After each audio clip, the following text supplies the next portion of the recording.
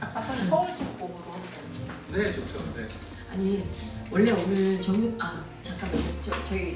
제가 저 오프닝 얘기를 좀 할게요. 왜냐면 오늘 사회는 정문섭 작가 얘기인데요. 정문섭 작가는 사실 워낙에 엔솔로지를 많이 해서 부토크를 많이 해요. 그래서 한 달에 한 두세 번은 하는 것 같아요. 그래서 이 부토크를 준비하는 그 마음 자세가 굉장히 해이해요. 준비성 있는 게 아니라 해이해. 그래서 막 해요. 그래서 오늘도 아마 준비를 안 하고 속으로 무슨 생각을 하고 있냐면 어떻게 하면 임지영 작가 당황시킬까? 김민수 작가가 어떻게 약올릴까? 요것만 생각하고 왔을 거라고 저는 미리 짐작을 해요. 그래서 사실 저도 그걸 생각하면서도 너무 방심하고 정민수 작가님이 사회를 본다고 할 때 그래 했는데 어제 저녁부터 갑자기 너무 불안한 거예요. 아 뭐지? 내가 무슨 짓을 하는 건가? 이래서는 안 되는 거였는데 그래서 오늘은 정말 이 책 제목에 맞게 주제에 맞게 시작하는 것부터 시작해서 불안감이 충분히 저희 안에 있고 그리고 무엇보다 뭐 좀 시간적 여유가 계신 분들은 조금 있다가 그 112에 전화를 좀 미리 해놓으세요.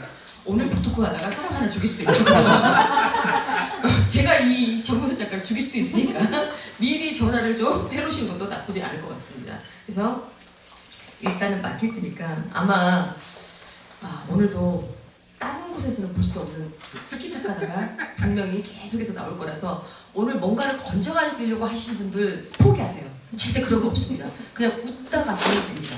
아시겠죠? 네. 왜 대답이 작죠? 네. 때릴 수 있어요. 빨리. 아까 제가 얘기했잖아요. 112 전화해라고. 떼죽을 나올 수도 있어요. 한 사람이 아니에요. 아시죠? 네, 잠깐만요. 네, 안녕하세요. 만나서 반갑습니다. 네, 불안 엔솔로지의 사회를 맡은 정명섭 작가입니다. 옆에서 이렇게 험하게 얘기를 하셔도 착하신 분이라서 근데 확실히 좋은 건 서울 올라오시더니 말솜씨가 굉장히 유려해지셨어요. 광주에 있었을 때는 약간 나이것 그 자체였었거든요. 근데 지금은 뭐라 그러지? 약간 말한 거 보고 저 이렇게 속으로 막 깜짝 놀랐어요. 사람이 역시 방송을 하더니 약간 이런 현장에 좀 익숙해지고 있구나. 사실은 불안하기 때문이라는 이제 어떻게 보면 이제 불안감을 다루는 거고요. 이제 청소년 소설이긴 하지만 우리 모두 불안감 하나쯤은 안고 살잖아요. 네. 그래서 이제 거기에 대한 얘기를 나눠보는데 1시간에서 1시간 반 정도 말씀하신 대로 자유롭게 얘기를 좀 나눠보고 궁금하신 거 있으면 질문 좀 받고 그리고 또 뒤풀이 이제 지하에 있는 포크집에 살 예정인데 이제 이따가 오실 분들은 같이 오시면 될 것 같습니다. 자 일단 오늘 멋지게 열어주셔서 감사드리고 싶어요. 제가 놀려가지고 더듬거리잖아요. 지금 말을 아까 얘기했는데 분명히 한번 이렇게 씹혀야 되는데 씹히지 않고 너무 자연스럽게 나왔어요. 작가님 마이크 한번 이렇게 들어주시고 네. 그 본인은 이제 본인이 굉장히 유명하다고 생각하시고 사실 유명하시긴 한데 이제 오늘 보면 이제 처음 뵙는 분들이 있잖아요. 본인 소개 한번 간단히 좀 부탁드릴게요. 네, 알겠습니다. 아니 그런데 저 사실은 제가 유명하다는 생각은 하지 않아요. 그런데 뭐 마치 많은 사람이 다 알고 있는 것처럼 하시면 다 알고 있을 거예요. 그러니까. 그래서 저를 간단하게 소개하자면 그냥 간단해요. 정말로 그냥 본캐는 작가, 부캐는 마라토너, 그리고 뭐 동화를 좀 주로 많이 썼고 그다음 초본 소설은 거의 엔솔로지로 이제 많이 소개를 했었고 그리고 소설을 좀 쓰기도 시작했는데요. 그래서 만약에 오늘 여기 제가 쓴 그 불후의 명작이라고 해놓고 부끄러워하는 그 연인원 언어가 있으면 제가 이따가 이렇게 질문 같은 거 하고 막 해가지고 답변하면 선물을 하려고 했어요. 근데 연인원 언어가 보이지 않는 바람에 선물은 패스. 네. 그래서 어쨌든 저는 오늘 사실은 불안하기 불안하기 때문이야. 불안한데 시작부터? 이 작품 하나를 실은 제목이 뭔지 기억 안 나죠? 항상 들었습니다. 작가 임정입니다. 네. 아 시끄러워요. 반갑습니다. 네, 반갑습니다. 네. 자, 역시 이번에도 실망 안겨드리지 않고 되게 재밌게 소개를 해주셨는데 제가 요즘 작가님 미는 게 이제 마라톤 하는 작가들이 늘어났어요. 그래서 이제 철인삼종 경기를 한번 도전해보시라라고 하는데 아마 내년쯤에는 철인삼종 경기를 시작하는 임지영 작가를 볼 수 있지 않을까. 답변해도 되나? 네. 내가 보니까 정명수 작가가 내가 정말 자기 라이벌이라고 생각하나 봐. 빨리 보내보고 싶어요. 철인삼종은 진짜 사람이 할 짓이 아니거든요. 제가 뭐 자전거도 탈 줄 알고 당연히 마라톤 뭐 이렇게 42.15 얼마 전에도 그 뛰었기 때문에 할 수는 있어요. 근데 수영을 제가 못해요. 근데 만약에 수영까지 한다 그러면 제 본업을 작파를 하고 그걸 해야 돼요. 그럼 이제 그게 무슨 뜻이겠어요? 지 혼자 다 해먹겠다는 뜻이에요. 그래서 절대 안 합니다. 철회 선정 안 합니다. 야, 사람이 네. 진짜 똑똑해졌어. 그쵸? 자, 우리 김민선 작가님, 오랜만에 뵀는데 수염을 말끔하게 미셨는데 수염이 이렇게 있지만 무려 직원 신분이 공무원이세요. 네. 공무원이 이렇게 수염 길러도 되는 거예요. 일단 그것도 궁금해요. 요즘은 요즘은 네. 오 문신을 목까지 올라오지 않는 이상 문신이 뭐까지 네, 그럼 그 문신도 옷에 가려지는 정도는 괜찮은 거예요? 네, 옷은 이제 보이지 않으면 보이지 않은데 작은 타투 정도는 하시는 분들도 있고. 지금 이렇게 잠깐 얘기하시면은 이분 신분에 대해 굉장히 궁금해하시는 분이 있을 텐데 본인 소개랑 그 다음에 현재 하시는 일 간단히 부탁드릴게요. 네, 안녕하세요. 김민성이라고 하고요. 예, 광주시청에서 이제 일을 하고 있고요. 어디 광주요? 광주에 두 군데 있잖아요. 네, 저 광주광역시 시청에서 일을 하고 있고 비서실에서 일을 하다가 이제 최근에는 시장님이 선거에 나가시는 바람에 이제 선거 캠프 같이 일을 하고 있고, 네, 그리고 여기 사실은 불안하기 때문이야 여기에서는 안전지대를 썼고요. 그리고 김지영 작가하고 같이 지금은 별거 중 부부인데요. 네, 임 작가는 서울에 있고 저는 이제 광주에서 네, 3대가 복을 쌓아야 할 수 있다는 주말 부부를 넘어서 이제 가끔 부부 그렇게 살고 있어. 그래서 행복해요. 네, 어쨌든 두 분이 이제 얼굴이 좋아졌죠? 네, 얼굴이 아주 좋아졌어요. 네, 서로 좋아졌습니다. 네. 자, 이렇게 이제 시작을 하게 됐고 이제 장강민 작가님께서는 개인적인 사정으로 이제 오시 못하고 네, 이제 여기 우리 영혼 출연. 네, 영혼 출연. 네, 장강민 작가님 전달할 선물입니다. 그래서 이제 오늘 이제 토크 못 와서 미안하고 이제 오신 분들은 응원한다는 이제 메시지를 남겨주셨고요. 자, 이제 본격적인 북토크를 시작할 텐데, 자, 임지영 작가님. 작가님이 쓰신 그러니까 이 주제가 이제 불안이라는 타이틀을 다루고 저는 엔솔로지를 많이 했지만 이 주제만큼 불안했던 주제는 없었거든요. 왜냐하면 주제가 싹 더 모였어야 되긴 하는데 이 불안이라는 거는 누구나 다 가지고 있기 때문에 다양한 해석이 될 수 있었거든요. 근데 한편으로 좀 기대가 됐던 게 이런 누구나 가지고 있는 불안감을 각자 어떻게 발현시킬까 했는데 작가님의 작품 단편 기억나시죠? 저는? 당연하죠. 뭐죠? 잠깐만. 제가 아까 살짝 말씀드렸잖아요. 여기 대표님 와 계시는데 이거 어떻게 해요? 순간적으로 진짜 정말 제가 예전부터 그 대학 때도 강의실 기억을 끝날 때 정도에 하고 그리고 이제 진짜 작품을 많이 쓰다 보니까 이런 말 하긴 좀 그러는데 그 작품 속에 나와 있는 인물들을 누가 얘기를 하면 이름을 얘기할 때 제 속으로 저 사람 책이 읽고 나서 얘기하는 거야? 하고 생각하는 게 제가 까먹고 그 사람이 틀릴 줄 알아요. 근데 알고 보면 진짜 그게 맞거든요. 그리고 제목도 분명히 알고 있었던 것 같은데 다시 물어보니까 요새 진짜 그 엔솔로지 대망 그 정면섭 때문에 하도 엔솔로지를 많이 쓰니까 제목이 생각이 안 났어요. 진짜 다 너 때문이야. 네, 모든 게 다 너 때문이죠. 굉장히 저는 오만하다고 생각해요. 마이크 좀. 전 책이 몇 권은 안 되기 때문에 등장인물이랑 이런 거 다 기억하고 있는데 자기는 이 말은 나는 너무 많은 책을 썼기 때문에 내가 쓴 것도 기억하지 못하고 있다라고 옆에 저 부분은 뭐 그럴 정도인데 저는 이 말을 듣는 순간 굉장히 그 약간의 그 자괴감과 나는 왜 이것밖에 안 되는가 뭐 이런 마음과 이렇게 드는데 보통 이런 걸 이제 재수없다고 얘기하죠. 정말 네. 오늘 아무래도 112에 빨리 전화하셔야 될 것 같아요. 두 명 다 실려가겠다 우리. 2명 다 오늘 보낼 것 같습니다. 자, 작가님 작품 손목의 별은 싱크홀을 어떻게 보면 시작점이잖아요. 네. 근데 뭐 자세히 아직 안 읽어보신 분이 계시기 때문에 이제 자세한 얘기 좀 그렇지만 싱크홀이라는 게 저도 영상 이런 거 보면 사람이 갑자기 밑으로 쑥 떨어지는 건데 이 불안이란 주제랑 싱크홀을 연결시키실 계기는 실제 싱크홀 사고를 보고 생각하신 건가요? 아니면? 사실은 처음에는 그냥 저는 불안할 때 그 불안감을 해소하기 위해서 청소년들이 할 수 있는 일이 뭐가 있을까를 먼저 생각을 했는데 나중에 이제 그 싱크홀에 관련된 기사도 좀 보고 그래서 이거와 이거를 그 접목을 시켜서 그러니까 청소년들한테 있는 불안은 너무나 많잖아요. 많은데 그 중에서는 아주 소소한 그런 그러니까 개인적인 어떤 그 불안감이 아니라 사회적인 그 불안감 때문에 불안할 수도 있는 것들을 좀 드러내고 싶었어요. 그래서 그 싱크홀을 이제 그 금비한테 금비는 기억하고 있죠.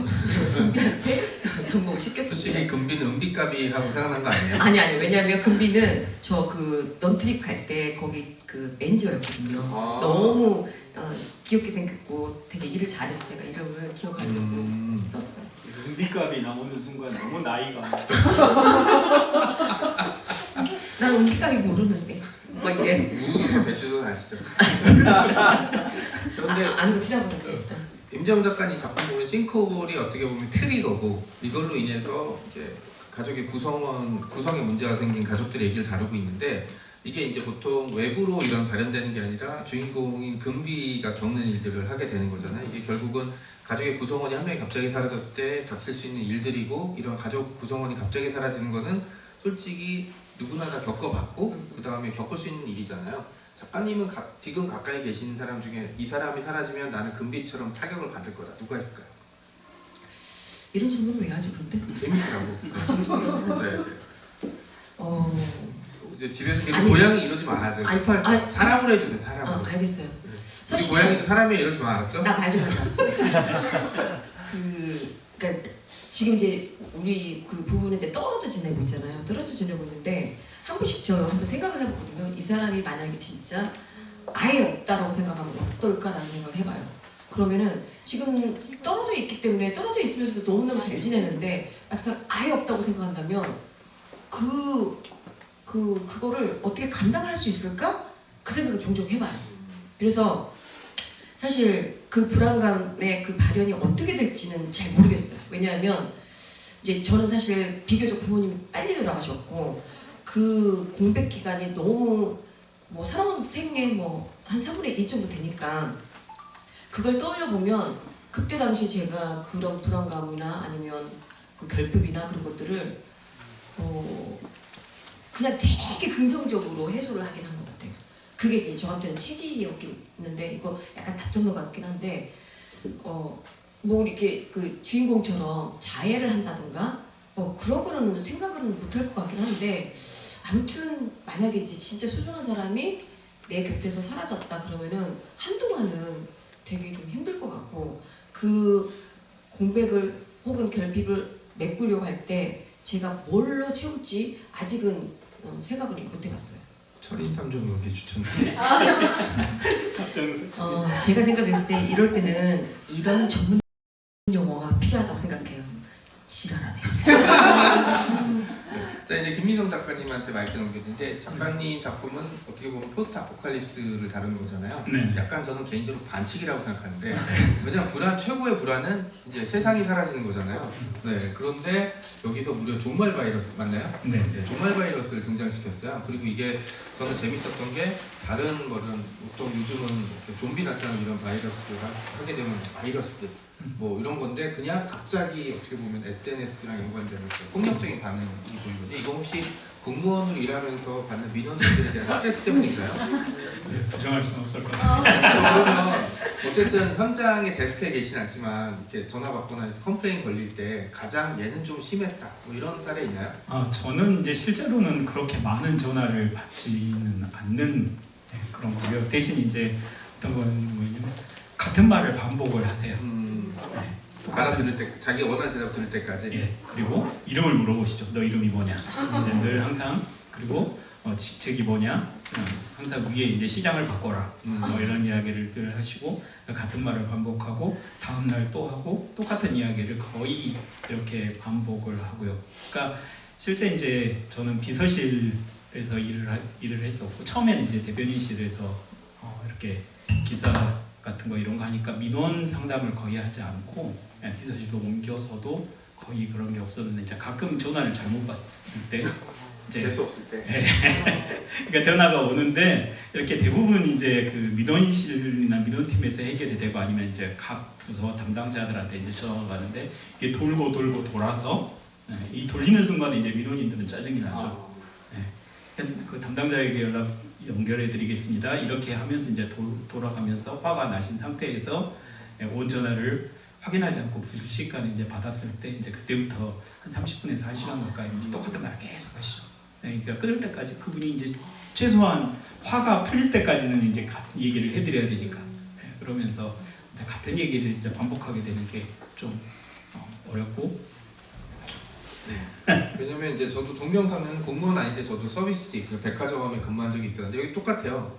담당을 바꿔드렸는데 재수없게 받으면 내가 누군지 알아서부터 회장 바꾸라고, 내가 회장이랑 아는 사이라고 뭐 이렇게 얘기하는 사람도, 회장이랑 심지어 회장님이랑 같이 월남전 참전했다고 주장하시는 분도 있었어요. 네, 신경 회장님은 일본에서 쭉 사셨는데 그래서 월남전에 안 가신 것 같은데 그랬더니 그분이 베트남전인가 하고 끊으셨던. 근데 이게 이해가 되는 게 상대방이 이제 화가 나 있는 상태는 자기 분이 풀릴 때까지 이제 들어줄 수밖에 없잖아요. 들어주고 누그러진 다음에 창피함이 몰려오는 거죠. 보통 사람이란 민망함. 그래서 이제 그때는 대충 핑계대고 끝내는데 그게 가끔 없는 사람이 있잖아요, 그죠? 네, 그러면 진짜로 1시간이고 2시간 붙자고 얘기하면은 이제 먼저 끊을 수가 없잖아요. 그리고 나중에 더 큰 문제가 되기 때문에 그럴 땐 추천드리는 거는 전화기를 끊지 마시고 일을 하시면 돼요. 네, 일을 하다가 상대방 목소리가 좀 잦아들 때 되면은 죄송합니다 안 됩니다. 그럼 또 화를 내. 그럼 다시 열심히 일하다가 이제 또 잦아들 때 되면 죄송합니다 안 됩니다 이러면 못 바꿔드립니다 이러면 또 화를 내다가 자기가 지칠 때가 있거든요. 네. 그래서 이게 이제 일반인과 공무원의 그죠. 공무원들은 이렇게 하면 이제 난리 나는 난리가 나는 거죠. 이렇게 하니까 끊임없이 계속 듣고 있고 그다음에 문제를 해결해주기 위해서 최선의 노력을 하고 있으며 공감하고 있고 이걸 계속 어필을 해드려야 되니까 잠시도 이렇게 뭔가 이렇게 막아든다고 그러죠. 이렇게 네네. 끊어지는 것 같다 그러면 다시 또 화를 내시니까 저는 안 봐. 저는 내 얘기 듣고 있나. 네, 그렇게 돼요. 네, 그죠. 세상에 공짜는 없는. 자, 작가님 작품 보면은 이제 종말 바이러스가 퍼지고 그다음에 이제 지우였나요? 주인공이 지우고 그다음에 또 주인공이 관련된 무기가 또 활로 나오고 있어요. 네. 근데 이제 지우가 활을 잡게 된 이유가 뭔가요? 이제 잠깐 얘기를 드리면 이제 지우는 활을 잡지는 않고요.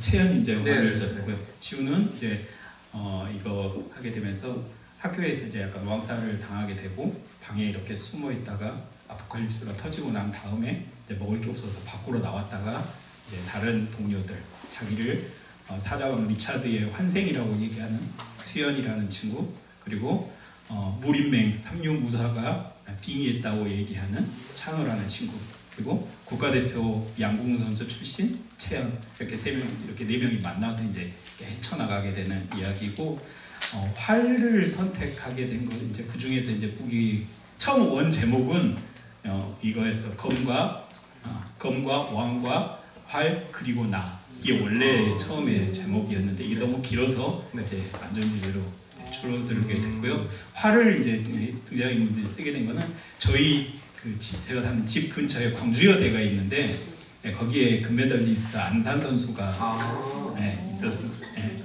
있었는데 안산 선수가 이제 한번 그 SNS에다가 이렇게 글을 올렸다가 이게 이제 문제가 돼서 뭐 페미니즘이랑 엮이기도 하고 뭐 이렇게 해서 온갖 린치를 당하죠. 그러면서 이제 굉장히 충격을 많이 받은 그런 모습도 있었던 것 같고 그리고 그 다음에 이제 이번에 그 광주에서 세계 양궁 선수권 대회에 있었는데 그때 이제 은메달 이렇게 하면서 본인이 이렇게 추스리는 모습도 있었고 보면서 그 전에 이제 그런 것들이 있었는데 그런 것들의 영향을 받아서 그 어떻게 보면은 이제 그 SNS라는 게 초반에 등장하잖아요. 이게 보면은 저는 SNS를 보면 사람들의 불안감을 공개적으로 끌어내서 돈을 벌게 있는 매개가 아닌가. 왜냐면 이제 자기가 현재 위치가 불만족스러운데 SNS 보면은 다 잘 나가고 그다음에 돈 잘 벌고 유명한 사람과 만나고 유명해지고 이런 걸 보면 사람이 끊임없이 불안해지면서 악플 달거나 그냥 자기도 그거 닮아가기 위해서 무리수를 두면서 이제 온갖 문제들. 그러니까 SNS가 없던 시절에 상상하지 못했던 문제들. 그러니까 윌 스미스 씨가 토크쇼에서 그랬거든요. 우리가 옛날에 운이 좋았던 건 SNS가 없어서 그랬지 SNS가 그때도 있었으면 난 여기 못 앉아 있다라는 뉘앙스 얘기를 했거든요. 작가님은 그러면 이 작품을 구상하게 될 때 저는 중요한 키워드를 SNS와 아포칼립스로 생각을 했거든요. 어떤 식으로 이게 불안이 연결되는 걸까요?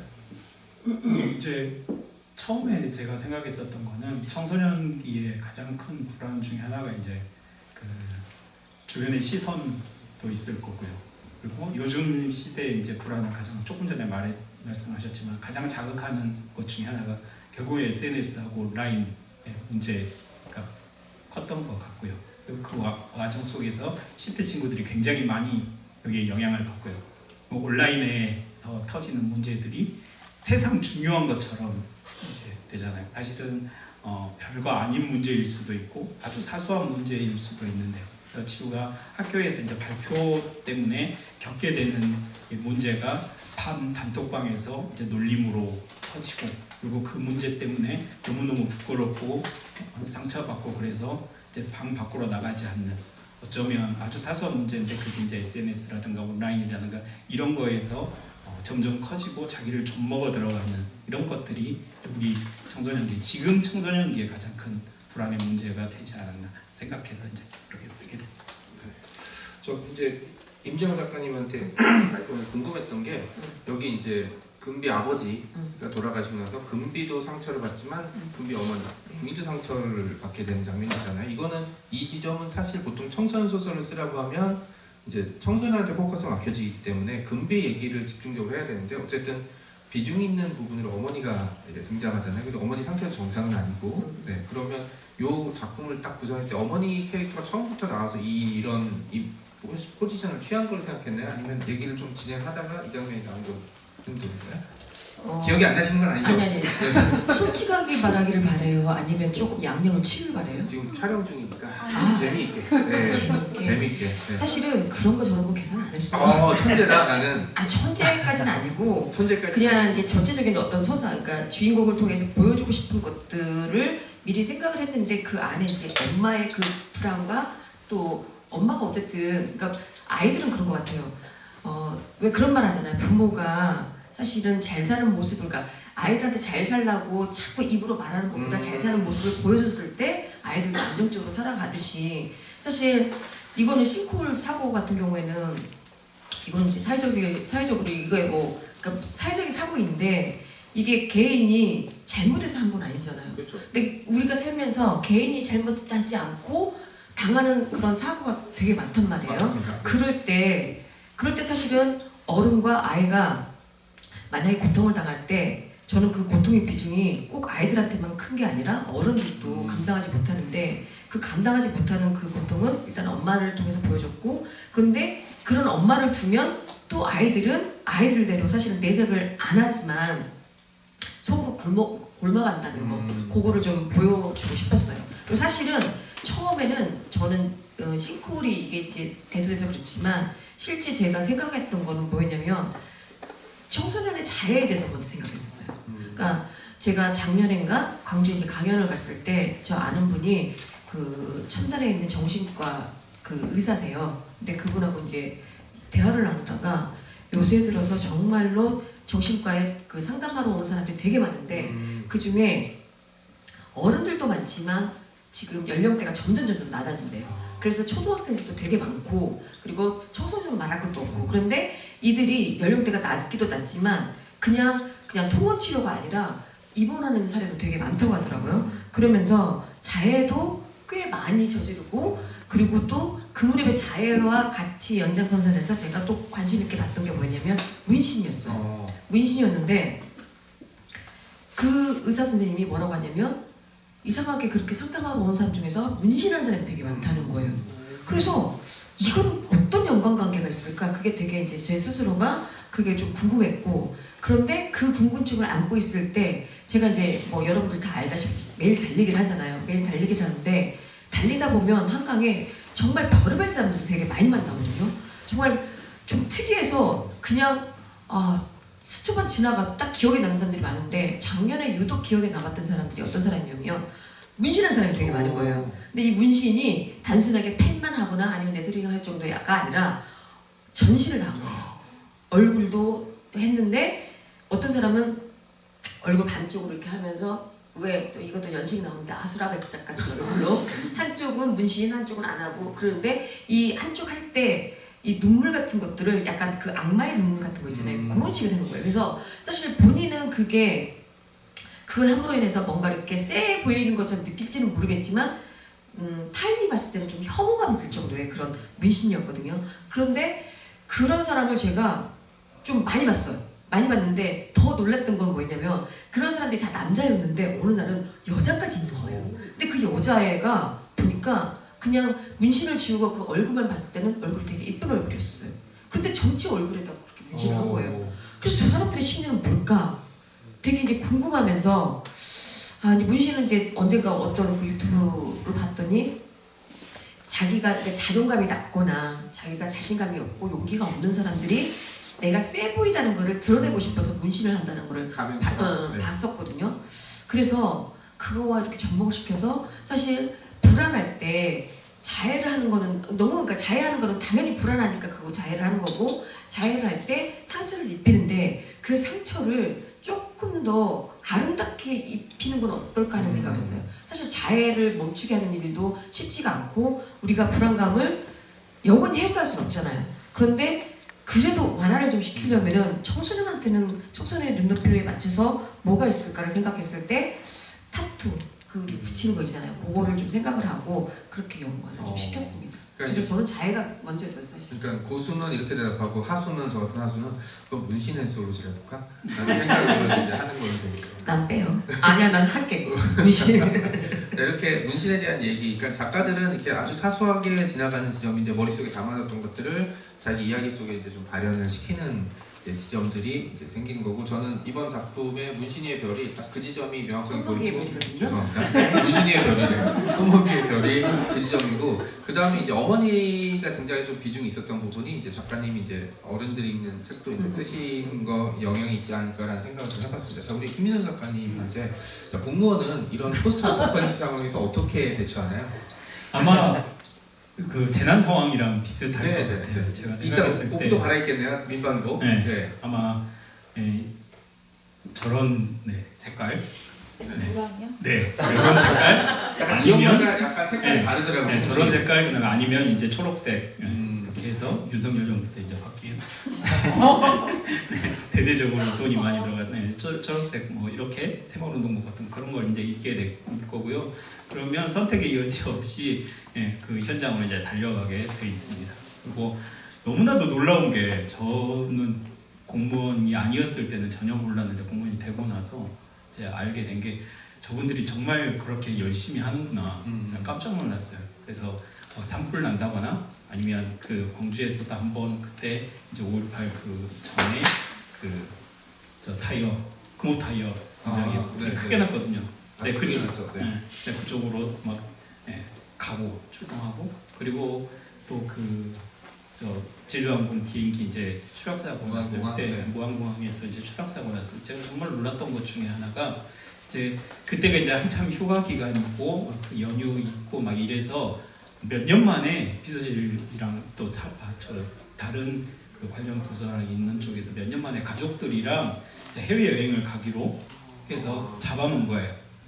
그렇게 갖고 내일 이제 출발한다 뭐 이렇게 됐는데 그거를 이제 사고가 났다는 뉴스가 딱 뜨는 순간 가족들은 다 가고 본인 혼자 공항에서 다시 차 돌려가지고 와가지고 현장 가가지고 거기에서 계속 일을 하시고 또 무주로 이제 리조트까지 가가지고 거기 스키장 잡아놓고 있는데 그 장인 어른이랑 장모님들 가족들 거기 다 있는데 거기 이제 놔두고 이제 양해 부탁하고 다시 차 이렇게 해갖고 공무원들이 근처에 있는 분들 다 연락해가지고 자기 차로 태워가지고 현장으로 달려가서 이제 그 가족들 수습하고 광주에 있는 가족들 자기 차에 태워서 다시 이렇게 막 데리고 이런 일들을 그냥 하시는 거예요. 이걸 이제 시켜서 하는 게 아니라 그냥 본인이 이제 그걸 해야 된다고 생각하시는 거죠.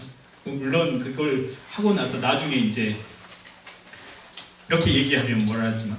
본전 생각은 이제 나중에 나는 거죠. 그때는 사명감으로 막 정신없이 하고 났는데 나중에 이제 이런 거 있잖아. 공무원들 도대체 뭐 했냐라는 말 들을 때 일반인들한테 욕먹을 때 현타가 세게 오는 거죠. 저기 뭐라 그러지? 그런데 보면 댓글이 항상 네. 어신도 하지 않더라. 네, 대체 어디 갔느냐?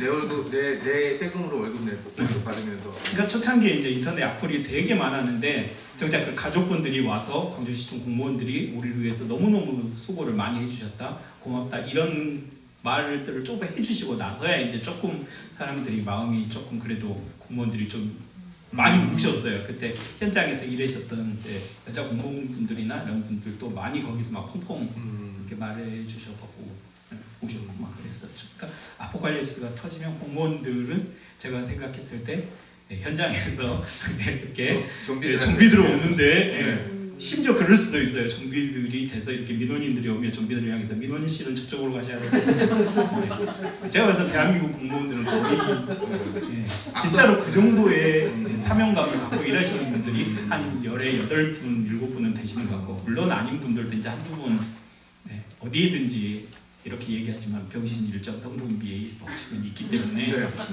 물론 어디에서든지 가장 먼저 도망가고 뭐 이런 사람들 삽질하는 사람들도 있겠지만 제가 봤을 때 많은 분들이 실제로는 그렇게 하시는 아니 이쯤에서 네. 작품을 우리 두 사람만 쓴 건 아니고 네, 네. 전작가님 보셨잖아요. 네, 그럼요. 저 질문 하나 하세요. 갑자기 아시나? 네, 오케이. 사회만 보는 게 아, 아니라 아니, 답변도 좀 그 해야 질문 생각하는 동안 제가 이제 질문 드렸던 의도 말씀드릴게요. 그 제가 밀리터리 좋아하는데 몇 년 전에 미국에서 그 비상대책을 미국은 이제 땅도 넓고 총기도 있고 인종이 다양하기 때문에 이런 비상사태가 나면은 거의 내란 수준의 일들이 벌어지거든요. 그래서 국토안보부에서 이제 그런 사태가 생겼을 때 가장 먼저 하는 것 중에 하나가 그 지역의 가장 큰 마트를 점거하는 거거든요. 그래서 마트를 점거하고 출입구를 봉쇄하는 훈련을 하는데 그 명목이 이제 좀비. 이게 왜냐면 그냥 일반 폭동 대비라 그러면 조금 분위기 안 좋으니까 해서 그 이제 하게 되면 이제 공무원 얘기가 자연스럽게 생각이 나서 말씀을 좀 드렸습니다. 실제로 우리나라 공무원들이 일을 못하고 느리다 그러면 아메리카 공무원들 맛을 한번 봐야 돼요. 네, 그 남미 네, 그 큰 조카, 그러니까 누나의 큰 아들이 이제 남자인데 이제 뭐라 그러지 이중국적으로 이제 정리해야 될 때가 왔거든요. 1년째 정리가 안 되고 있어요. 네, 그래서 그냥 우리는 서류 내고 받으면 되는데 거긴 그게 안 돼서 심지어 비싼 돈 내고 변호사를 고용해서 그 변호사가 이제 그걸 왜냐면 그래서 잘못하면 들어왔다가 그냥 군대로 끌려가거든요. 그런 케이스 옛날에 본 적이 있어서 한국에 오고 싶어 하는데 이제 그거 정리될 때까지는 오지 마라 라고 했는데 이제 지금 정리될 기미가 보이는데 그게 거의 1년? 1년 넘게 걸렸대요. 그러니까 우리가 공무원들은 굉장히 일 성실하게 하고 잘 한다고 그 얘기를 드리려고 했었어요. 네. 질문하세요. 질문하시죠. 지정책을 봤어, 근데 지정책을. 아니 놀랍게도 저 이 사람이 뭘 준비했다고 생각하진 않고 그냥 내가 하기 싫으니까 하라고 한 거거든요. 뭔가 준비를 했어요. 아니 그냥 저는 이제 책 보면서 정리했었는데 그 아이돌 팬덤 싸움이 나오잖아요. 네, 네, 네. 네, 축하 공연 뭐 네. 이렇게 나오는데 보면서 가장 최애 아이돌이 최근에 BTS도 있고 막 근데 이랬었는데 사실 최애라 그러면 이제 멤버가 몇 명인지 알고 대표곡 하나 정도 알아야 되는데 제가 아는 마지막 이제 그런 쪽은 이제 소녀시대. 토끼 소년 토끼 소년 뭐야? 소녀시대 지 뭐 이 정도가 마지막이고 나머지는 이제 그냥 관찰하는 뭐 측면 정도 되겠죠. 뭐 BTS는 조카애들이 만나면 항상 얘기를 하고 요즘은 뭐 사자 보이즈? 네, 어느 정도 대표가 아닐까. 네. 소정이도 아주 오래된 적이 아니에요? 네, 이러시면 안 돼요. K-pop 데모넌터스에 나오는 아주 오래됐는데. 아 미안해요. 잠깐 김시스터즈 시대 때 생각하시면 안 돼요. 일일이 전화합니다. 저는 이제 그거 보면서 약간 느꼈던 것 중에 하나가 이제 가장 많이 느꼈던 게 그 아이돌 팬덤 싸움을 거의 그러니까 그 세계관을 문단도 정리하지 않고 거의 2페이지에 걸쳐가지고 세계관을 쭉 적어놓으셨어요. 보시면 알겠지만 들여쓰기조차 하지 않고 전 그거 읽으면서 숨이 막히는 줄 알았어요. 이게 보면서 이걸 의도하고 문단도 안 나누셨더라고요. 들여쓰기도 않고 보시면 알겠지만 거의 한 2페이지 가까이를 처음부터 끝까지 쫙 돼 있습니다. 그래서 맞습니다. 네. 이게 의도하신 건지 그 원래는 이렇게 서사를 길게 쓰진 않는데 이게 좀 뒤에 사건이 되게 크잖아요. 어떻게 보면 이제 미수로 붙였지만 그러니까 그 정도의 사건을 일으키려면 이 정도였다라는 걸 좀 보여줘야 되는데 그걸 이제 대화로 하기에는 조금 부족할 것 같아서 그냥 세계관을 설명하는 측면에서 좀 얘기를 좀 나눠봤습니다. 일단은 어느 정도는 의도한 거고요. 그 다음에 이제 이걸 통해서 이런 나중에 이런 사건이 벌어진 이유가 이 정도였다 그러고 실제로 취재라기보다는 조사를 좀 해보면 사생 팬들 얘기를 들어보면 좀 무시무시한 그러니까 휴대폰 복제해서 이제 문자 주고받는 거 다 캐치하고 그 다음에 이제 집에 몰래 침입하는 것 정도는 일도 아니고 자고 있는 사진 찍어서 이제 보내주기도 하고 뭐 그런 게 있어서. 우리 때는 우리 같이 나이 든 사람들은 잘 이해를 못한다고 하지만 거짓말이에요. 왜냐면 서태지와 아이들 은퇴할 때 갔던 사람 상당수 나이 드신 분들이었거든요. 네, 그때 이제 인터뷰하신 분이 선생님이 인터뷰를 하셨는데 저는 처음에 그 아이들을 잡으러 온 선생님이나 부모인 줄 알았더니 본인이더라고요. 네, 인테리어 맡기 위해서 왔다고 그런 게 있어서 얘기들을 우리 눈에 잘 보이진 않지만 눈에 보이는 증거가 하나 있어요. 요즘 시내에 잘 보시면 카메라 렌탈점 늘어나고 있거든요. 되게 비싼 대포 카메라. 그게 다 아이돌용이에요. 네. 하얀색 그 이제 그 망원 렌즈 그쵸. 큰 거. 네. 그게 이제 몇 백만 원짜리 막 뭐 이러는데. 몇 천만 원짜리 있어요. 네. 네. 근데 이제 제가 보면서 그랬죠.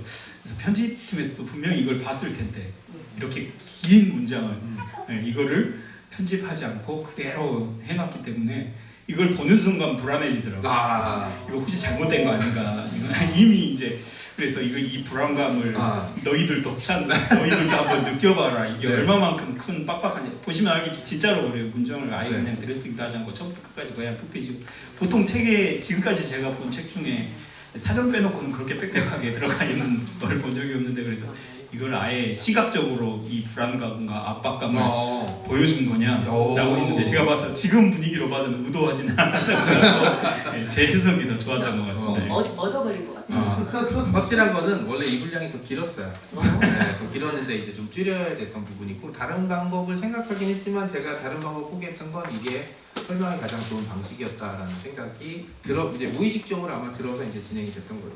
그래서 꼭 그 부분을 네. 한 호흡에 읽어봐 주셨어요. EFAM과 네, 나만 나가서 한 호흡에 읽으면 숨이 막힐 거예요. 네. 그래서 아이돌 팬들이 얼마만큼 네. 불안하고 힘들게 맞습니다. 팬들을 덕질을 하는지. 그리고 제가 또 했던 것 중에 하나는 그 있잖아요. 인터넷 밈 중에 그 있잖아요. 할아버지는 2차 세계대전에 포탄을 날랐고 아빠는 건설 역군으로 열심히 일을 하셨고 중도에 갔다 오셨고 네. 네. 같은 나이에 나는 아이돌 팬덤에 대해서 악플을 쓰고 있고 이런 그 세대 간의 이런 거 있는데 이걸 보면서 지금 청소년들이 느끼는 그런 불안감들이 어른들이 보기에는 얼마나 하찮을 수 있는가.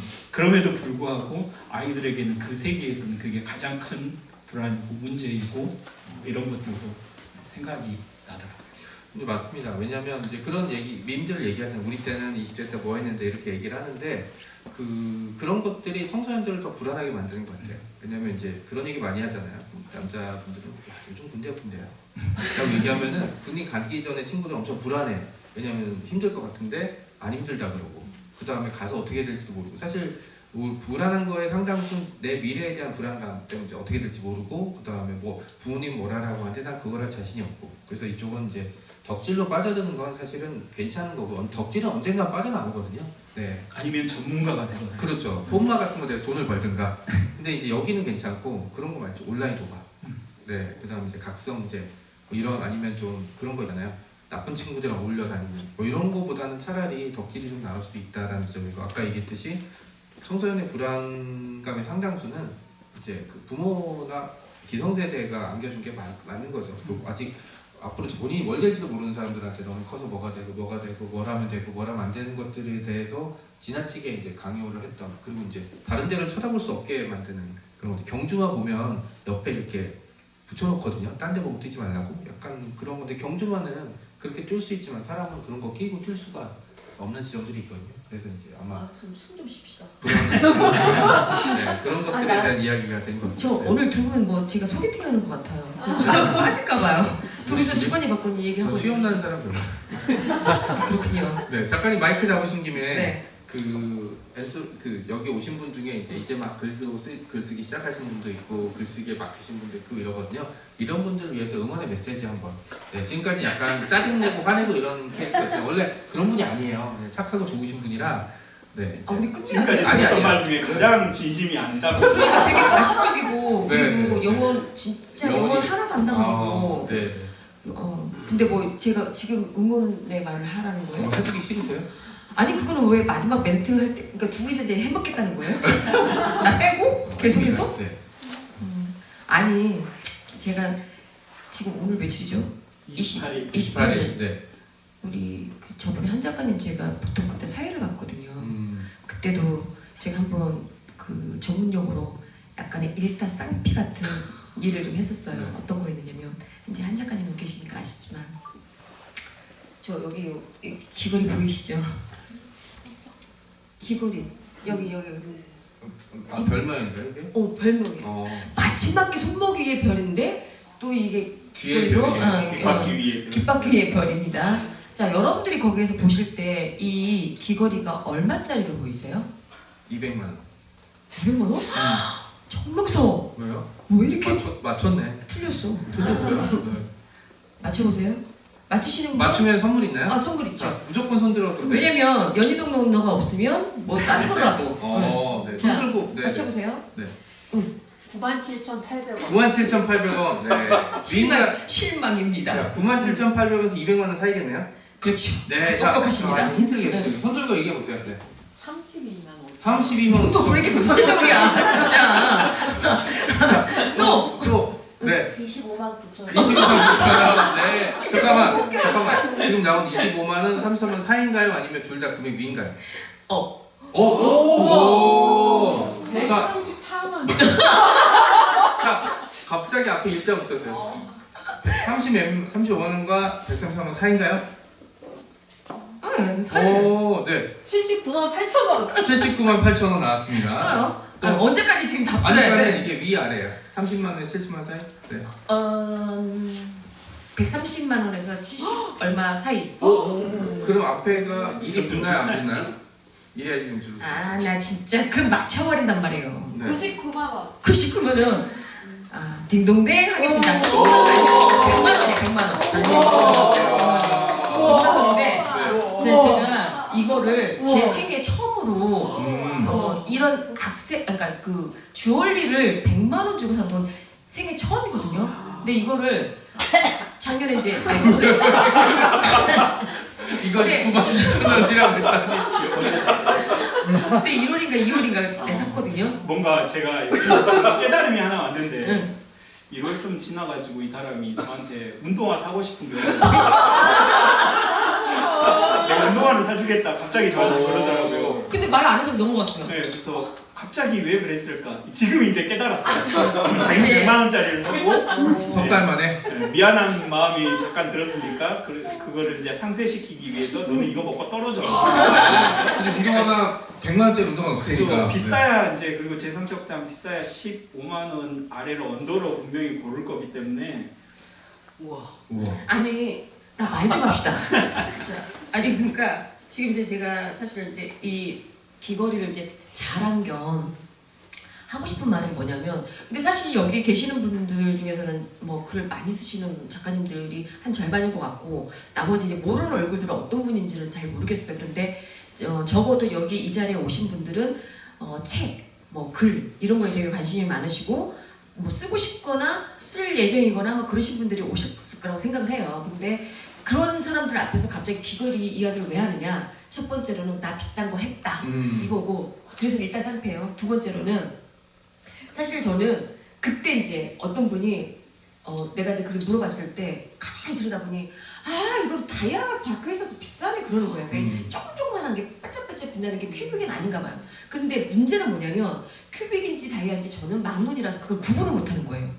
문제는. 그래서 지금 봐도 그냥 비싸다고 하니까 비싼 거래니 하면서 하는 거지, 솔직히 이게 아까 뭐 몇만 원이라고 하더라도 저 그냥 그렇게 믿을 수도 있을 거예요. 그리고 사실 지금까지 제가 살면서 이렇게 비싼 걸 사본 적이 없기 때문에 늘 그 수준의 것만 보는데, 이제 그런데 이제 이 말을 왜 하느냐면 이 액세서리를 볼 때도 사실 볼 줄 아는 사람은 분명히 알 거예요.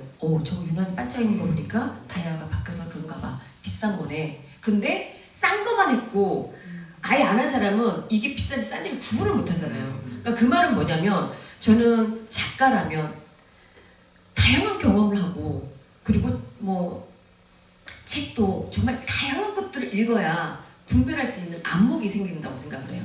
그리고 내가 쓰는 작품 자체도 당연히 그 안목이 있어야 분별할 수 있고, 그래서 저는 정말 더 많은 경험과 더 많은 책들을 읽어야 그런 것들이, 그런 힘들이 길러지지 않을까 그런 생각을 하면서 특히 이재용 작가 책을 많이. 그렇죠, 많이 네. 읽으시라 네. 그 말씀을 하면서 이제 그러니까 일타쌍비로 이렇게 이제 자랑도 하고 뭐 그런 거죠. 뭐 별거 없어요 사실. 저한테 말하지 않은 100만 원. 아이고 그리고 운동화를 퉁치려고. 아니, 네. 그리고 서점에서 우리가 또 이렇게 북토크를 하는데 서점에 오셨을 때 이 책도 좋지만 아니지만 또 다른 책도 또 사면 연예 책방 그 또 사장님이 저희를 또 이뻐하잖아요. 네. 그래서 이쁨도 받고 이따 쌍피네요. 특별한 서재의 책을 더 네, 야. 그래서, 네, 아무튼 겸사겸사 이렇게 해서 이제 어쨌든 책을 좀 많이 읽어야 우리가 글 쓰는데 도움을 받지 않을까. 아. 뭐그 얘기를 좀 하고 싶은 오늘 거예요. 맞추신 분은 이제 책 고르면은 사주시는 건가요? 그쵸, 10,000원 차이인데 네. 선물 드려야죠. 아, 좋습니다. 박수. 이따 원하는 거 드리겠습니다. 네. 네. 자, 이제 마이크 잡으신 김에 자, 또 저기 넘겨주세요. 자, 우리 김민성 작가님은 어떻게 보면 이제 제가 이제 두 분의 거의 초창기부터 보고 했는데 김민성 작가님은 이렇게 약간 어떻게 보면 약간 휩쓸려서 오신 거잖아요. 하다가 정신 차리니까 네. 여기 오게 됐는데 그 많은 분들이 이제 작가님이 처음에 글을 쓰시는 과정 되게 궁금해할 수밖에 없는 게 이제 뭐 문학을 전공하신 건 아니었고 왜 거기서 떨어뜨리신 거예요? 네.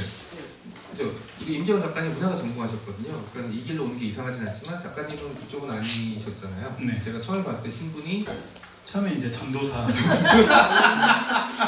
그래서 이제 지영 씨를 만나가지고 처음 이제 만나게 된 것도 어느 날 신학대학교 후배가 자기 교회 아동부 선생님이 있는데 오 선생님 네, 아동부 선생님을 한번 그때는 안 만나보겠는데 때렸어요 애들을? 제가 보니까 이제 멀리 있는 사람이나 어린 사람은 안 때리고 자기 가까이 있는 사람 네, 이런 사람들에게 손찌검을 좀 한다. 네, 그렇게 해가지고 사진을 보내줬는데 처음에 굉장히 당황했어요. 너무 아나운서 같은 사람의 맞아. 사진이 와가지고 이랬는데 현장에 갔는데 아니더라고요. 네, 그래서 이야기를 하면서 마음이 잘 통하고 네, 그렇게 해서 이제 4개월 만에 결혼을 하게 됐고요. 네.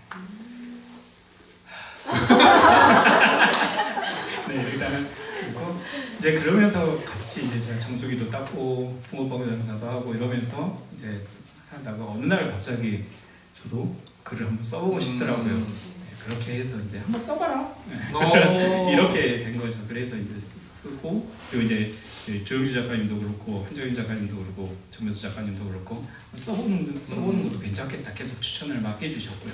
그래서 네, 쓰고 네, 얼떨결에 진짜로 이렇게 작가가 된 거죠. 뻔뿌질한 1인으로서 이 정도로 잘하실 줄은 몰랐어요 사실.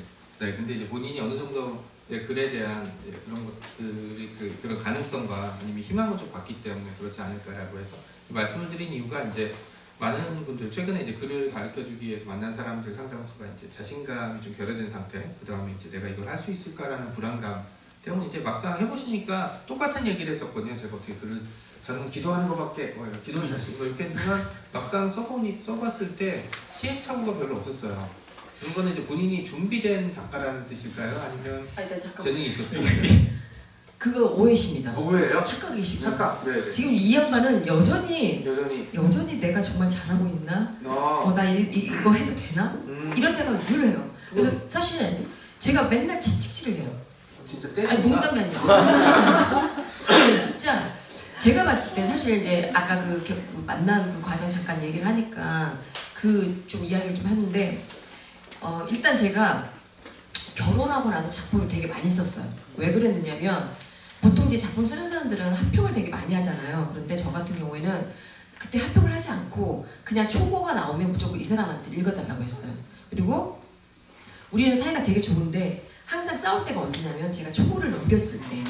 왜 그러냐면 이 사람은 당연히 이제 초고를 보고 나서 뭐 이건 이렇고 저건 저렇고 이렇게 얘기를 하잖아요. 그러면은 아무리 어쩌니 저쩌니 해도 작가인 저는 빈정이 상하거든요. 그래서 좀 짜증이 나요. 짜증이 나니까 딱 이렇게 좋게 말해요. 이 사람 원래 지금 말하는 것처럼 차분차분 얘기하는데 네.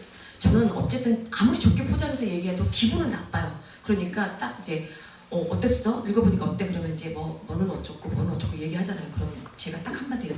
그러니까 쓰레기라는 거네. 알았어. 버리면 될 거 아니야? 그러면은 이제 이거를 몇 번 반복을 했어요. 그랬는데 어느 날은 자기도 이제 좀 화가 났나 봐요. 뭐라고 하냐면 아니 그럼 나한테 봐달라고 하지를 말던가 이러는 거예요. 근데 내가 속으로는 네가 안 보면 나는 어떡하라고 이런 마음이 들었어요. 왜냐면 제가 이 사람한테 계속해서 초고를 보여줬던 이유가 뭐냐면 책을 진짜 많이 읽어요. 엄청 많이 읽어서 제가 몰랐던 부분들을 되게 많이 알아요. 그래서 옛날에 그 동화 이제 막 좀 이름 있는 문학상 받은 작품들을 읽고 나서도 뭐라고 하냐면 이거 일본 만화에 뭐 있는데 그거 그대로 했는데 이걸 너무 잘하는 거예요. 저는 모르는데. 그래서 어느 날부터가 보니까 되게 안목이 좋아서 그래서 이제 초고를 맡겼고 아니나 다를까 초고를 딱 맡기면 보고 나서 저한테 얘기를 해주잖아요. 그리고 저는 일단 꼬라지 한번 부리고 나서 그때부터 고치기 시작해요.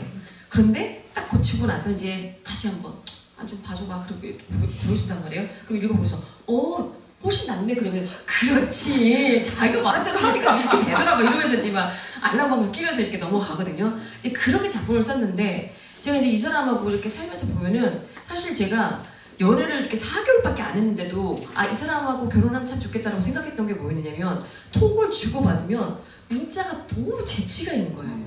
그러니까 그 짧은 그 문자 안에서도 너무나 유머러스하고 재치 있고 그러니까 전 그게 너무 좋았었어요.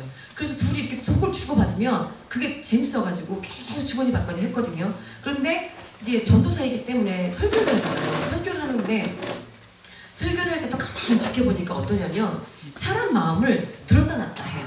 그러니까 한마디로 말해서 밋밋하게 가는 게 아니라 딱 자기가 이렇게 얘기하고 싶은 것들을 충분히 얘기하고 나서 어느 순간에는 팍 조여가지고 사람들이 딱 감동하게 만들거나 아니면 뭔가를 하여튼 공감하게 만들거나 그런 재주가 너무 뛰어나더라고요.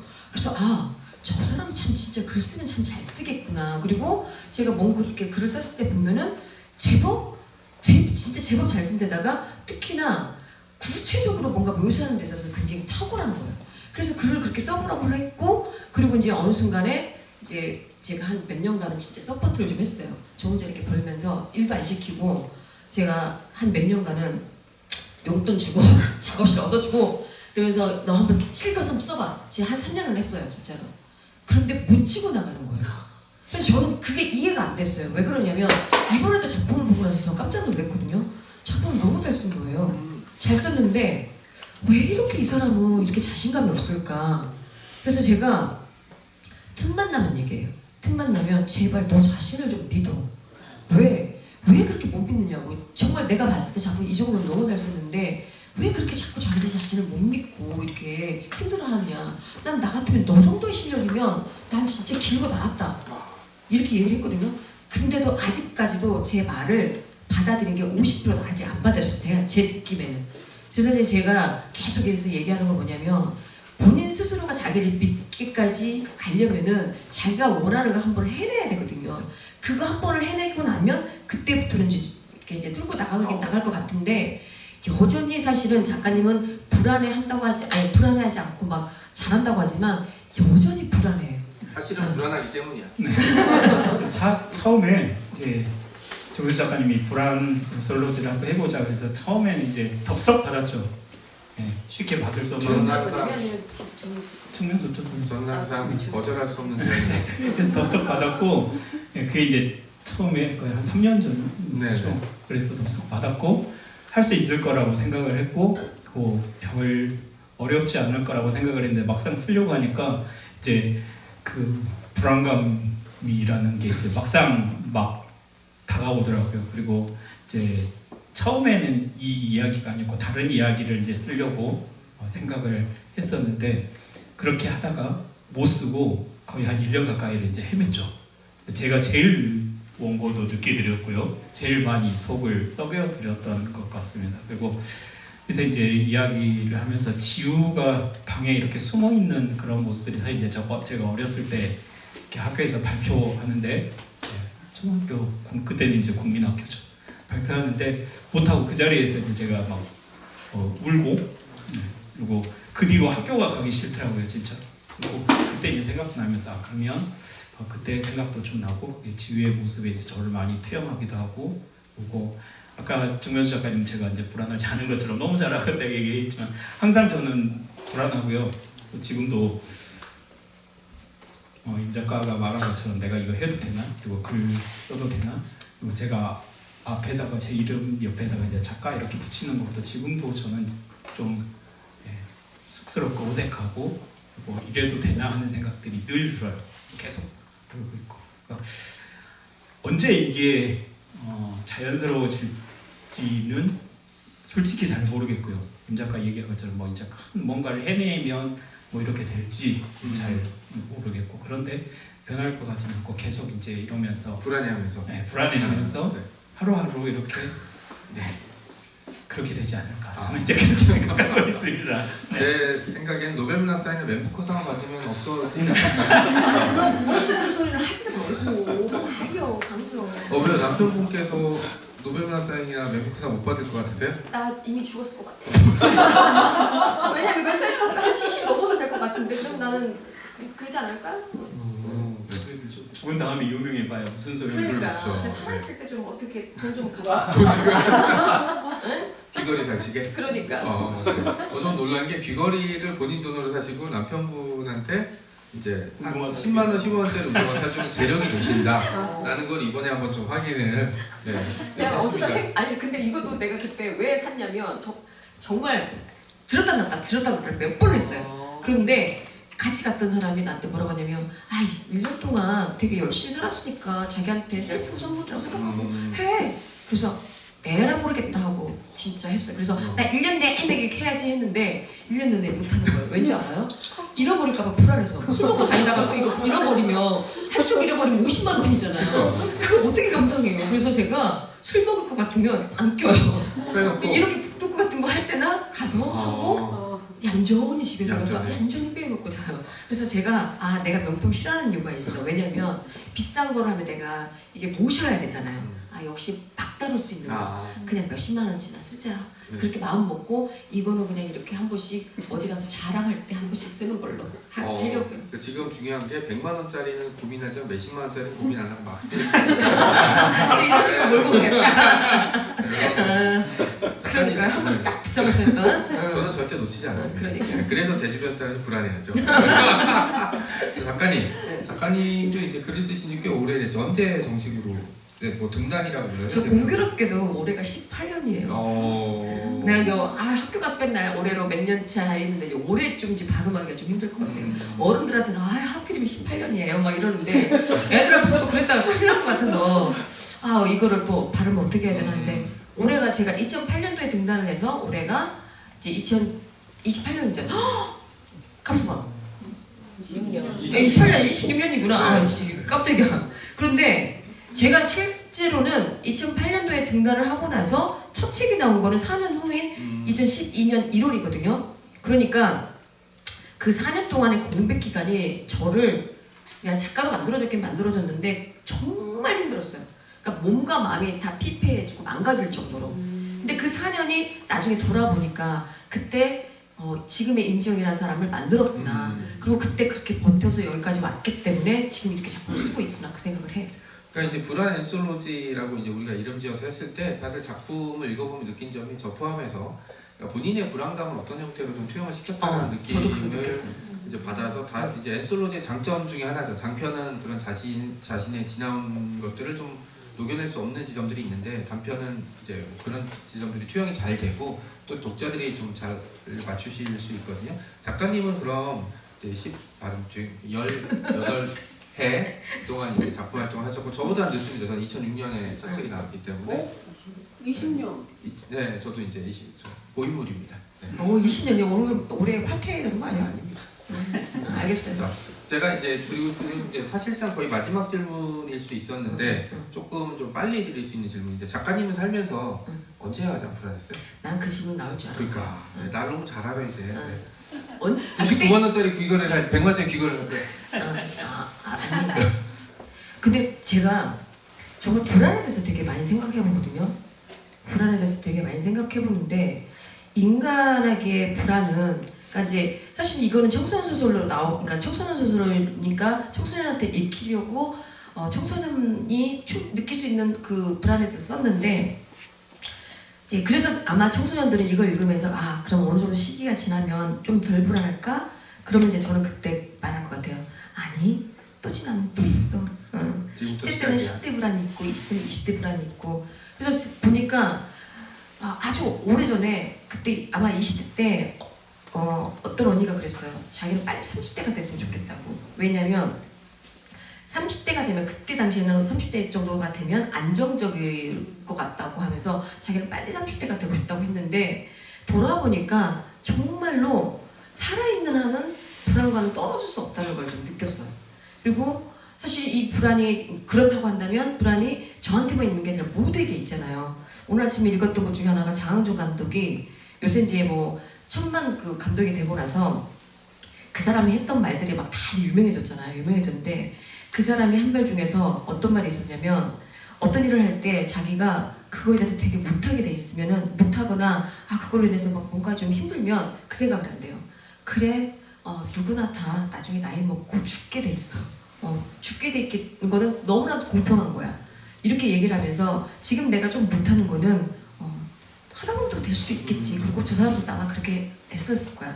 이런 생각을 한다고 하는데 이제 불안도 마찬가지인 것 같아요. 불안은 어쨌든 살아있는 동안은 늘 그림자처럼 따라붙을 수밖에 없고 그리고 그렇다면 불안 속에서 살아야 되긴 하는데 근데 또 이 불안이 그러니까 병적으로 불안한 건 문제인데 약간의 성장하는 데 있어서는 약간 동기부여가 되지 않나라는 생각이 드는 게 늘 불안하긴 한데 제가 정말 각별하게 너무 불안해서 한 일주일 잠 못 잘 때가 있었어요. 그때가 언제였냐면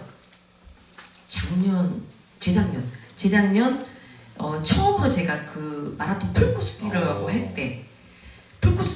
때 저는 사실은 매일 달리기를 하고 있어서 당연히 뭐 풀코스를 안 뛰어봤으니까 불안하긴 한데 그래도 그 불안감이 그렇게 극도로 높아질 줄 몰랐어요.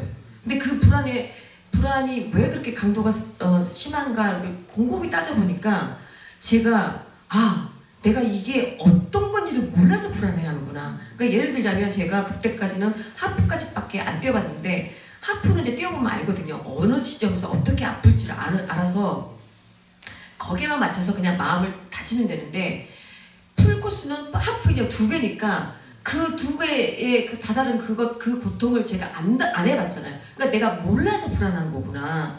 그래서 그때 내가 마치 지금 약간 어둠 속에서 불빛 하나도 없는 어둠 속을 걷는 것 같은 느낌으로 있기 때문에 이 불안에서 못 벗어나 나오는구나. 그렇다고 한다면 내가 그러면 이 불안에서 어떻게 하면 벗어날 수 있을까라고 생각해보니까 그때 당시로는 내가 그 마라톤 뛰는 날 충분히 잘 뛸 수 있는 준비를 하는 게 가장 최선이겠다라는 생각을 했어요.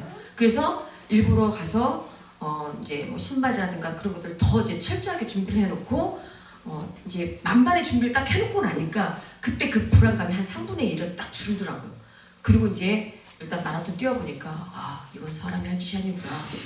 나는 미친 거구나. 이런 짓을 왜 하고 있지? 내가 다시는 뛰나 마라 했는데 또 뛰고 있더라고요. 올해 동마도 뛰었죠? 응, 올해 동마도 뛰었고 하여튼 제가 풀코스를 4번을 뛰었습니다. 4번을 뛰었는데 어쨌든 그때 그 불안감을 느끼면서 좀 전에도 말했다시피 불안이라는 게 이게 꼭 나쁘지만 않구나. 그 불안 때문에 내가 뭔가를 위해서 노력하는 부분도 좀 있을 거구나. 그래서 청소년한테 불안은 병적인 것만 아니면 또 이것도 아이들이 자라나는 과정 속에서 좀 필요한 부분이 아닐까라는 생각이 듭니다.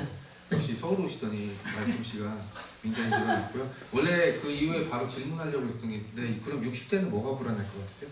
60대? 곧 60대시잖아요. 다시 한번 저렇게 빨리 터져. 자 여러분 제가 다시 한번 전문 용어 좀 사용할게요. 지랄한 나이? 근데 저 진짜 농담이 아니라 요거 또 질문하니까 저 잘 때마다 살짝 불안한 거 있긴 있어요. 그게 뭐냐면 약간 늙어간다는 거에 대한 불안, 죽는 거에 대한 그런 불안감. 그러니까 약간 제가 생각했을 때 이건 약간의 작법일 수도 있지만 그냥 제가 지금 이 시점에서 제가 봤을 때 저는 그냥 이 나이에 제가 충분히 그냥 이쁘다고 생각을 하거든요. 그런데 지금은 그렇지만 왜 헛기침하면 돼요? 진짜 그러지 마 좀. 그러지 맙시다 진짜. 그런데 이제 이게 세월이 자꾸 흐르다 보면은 늙게 되고 쇠약해질 거고 그리고 죽게 될 거고 이걸 생각하면 갑자기 이렇게 침대에 딱 누워 있으면은 진짜 바위덩어리 하나가 이렇게 딱 이렇게 놓인 듯한 그 불안감이 있거든요. 지금은 약간 그런 불안감이 있고 그리고 사실은 또 이제 AI가 도입되면서 이건 그래봤자 작가의 실력이긴 한데 어느 순간부터 작가로 살아남을 수가 있을까라는 그 불안감. 작가님 마라토너로 살아남으시면 되잖아요. 아 근데 난 선수 실력은 아니란 말이에요. 그러니까 이게 뭐냐면, 그러니까 이게 제가 만약에 이제 30대라고 한다면 무한하게 뭔가 힘으로, 그러니까 그 나이에서 가질 수 있는 어떤 힘, 뭐 가능성 이걸로 뭔가를 도모를 하겠는데 이제 진짜로 내일 모레 환갑일 수도 있는데 그걸 생각하면 과연 나는 이대로 괜찮을 수 있을까? 이런 불안감이 당연히 있죠. 작가님은 제가 보기에는 70대까지는 지금 텐션을 유지하실 것 같아요. 그 이유는 뭐 제가 먼저 갈 수도 있기 때문에 모르는 거긴 한데 걱정하지 않으셔도 될 것 같고요. 아니, 확실한 거는 어. 작가님이랑 저나 이제 살아온 날이 살아갈 날보다 더 많아졌거든요. 네, 그러니까 이제 그러니까 우리 잘 지내자고요. 네. 싸우지 말고. 제가 어떻게 작가님이랑 사이가 나쁘고 그럴 수 있겠어요. 네. 그 이렇게 살인 충동을 좀 안 느끼게 좀 만들어줘. 알겠어? 네. 자, 작가님 역시 불안에 관한 이제 질문 드릴 텐데 지나오면서의 불안은 이제 좀 이렇게 좀 앞으로 작가님을 가장 불안하게 할 건 뭐가 있을까요? 옆에 계신 분 말고. 일단은 이제 당장은 직업에 대한 진짜 불안감이 시장님이 이제 재선이 어려워지면 저도 이제 직업을 잃게 되기 때문에 시장님과 공동명체가 이제 되기 때문에 혹시 이제 여론조사가 근처에 이렇게 광주 전남에 계신 분들은 여론조사 오시면 강기정 이게 되고요. 그리고 이제 잠깐 그의 불안 얘기를 하면 저는 이제 장강면 작가님 책 졸업여행 보면서 그 작품 보면서 너무 가혹한 거예요.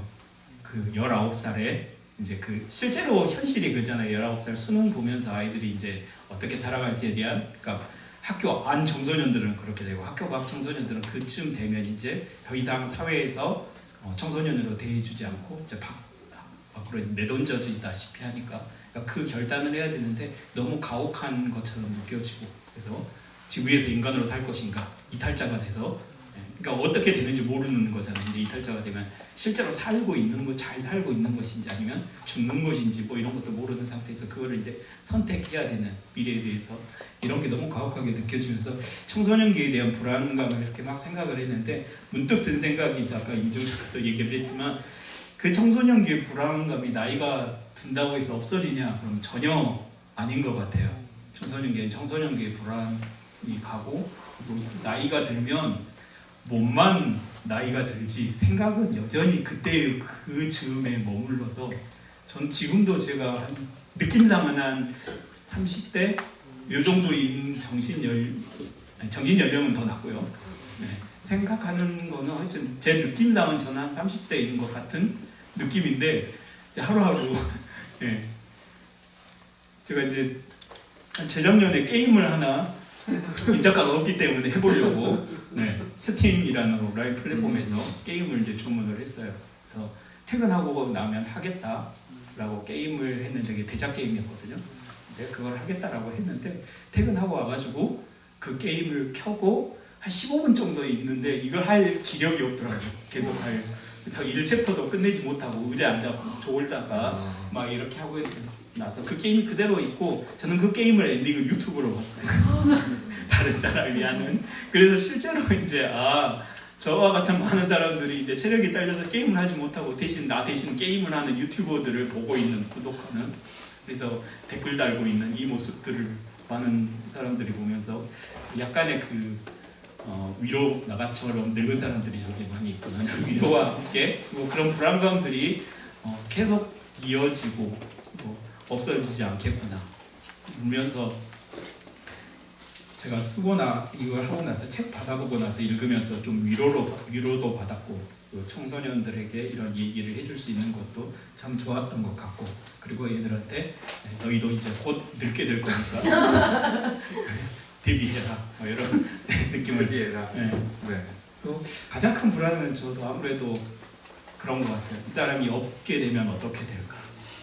사실 좀 웃긴 건데 이제 저 36세 이 사람하고 결혼을 해가지고 이제 살면서 어느 날 이제 이 생각을 하게 됐는데 단 한 번도 이 사람이 내 삶에 없었던 적이 없는 것 같은 거예요.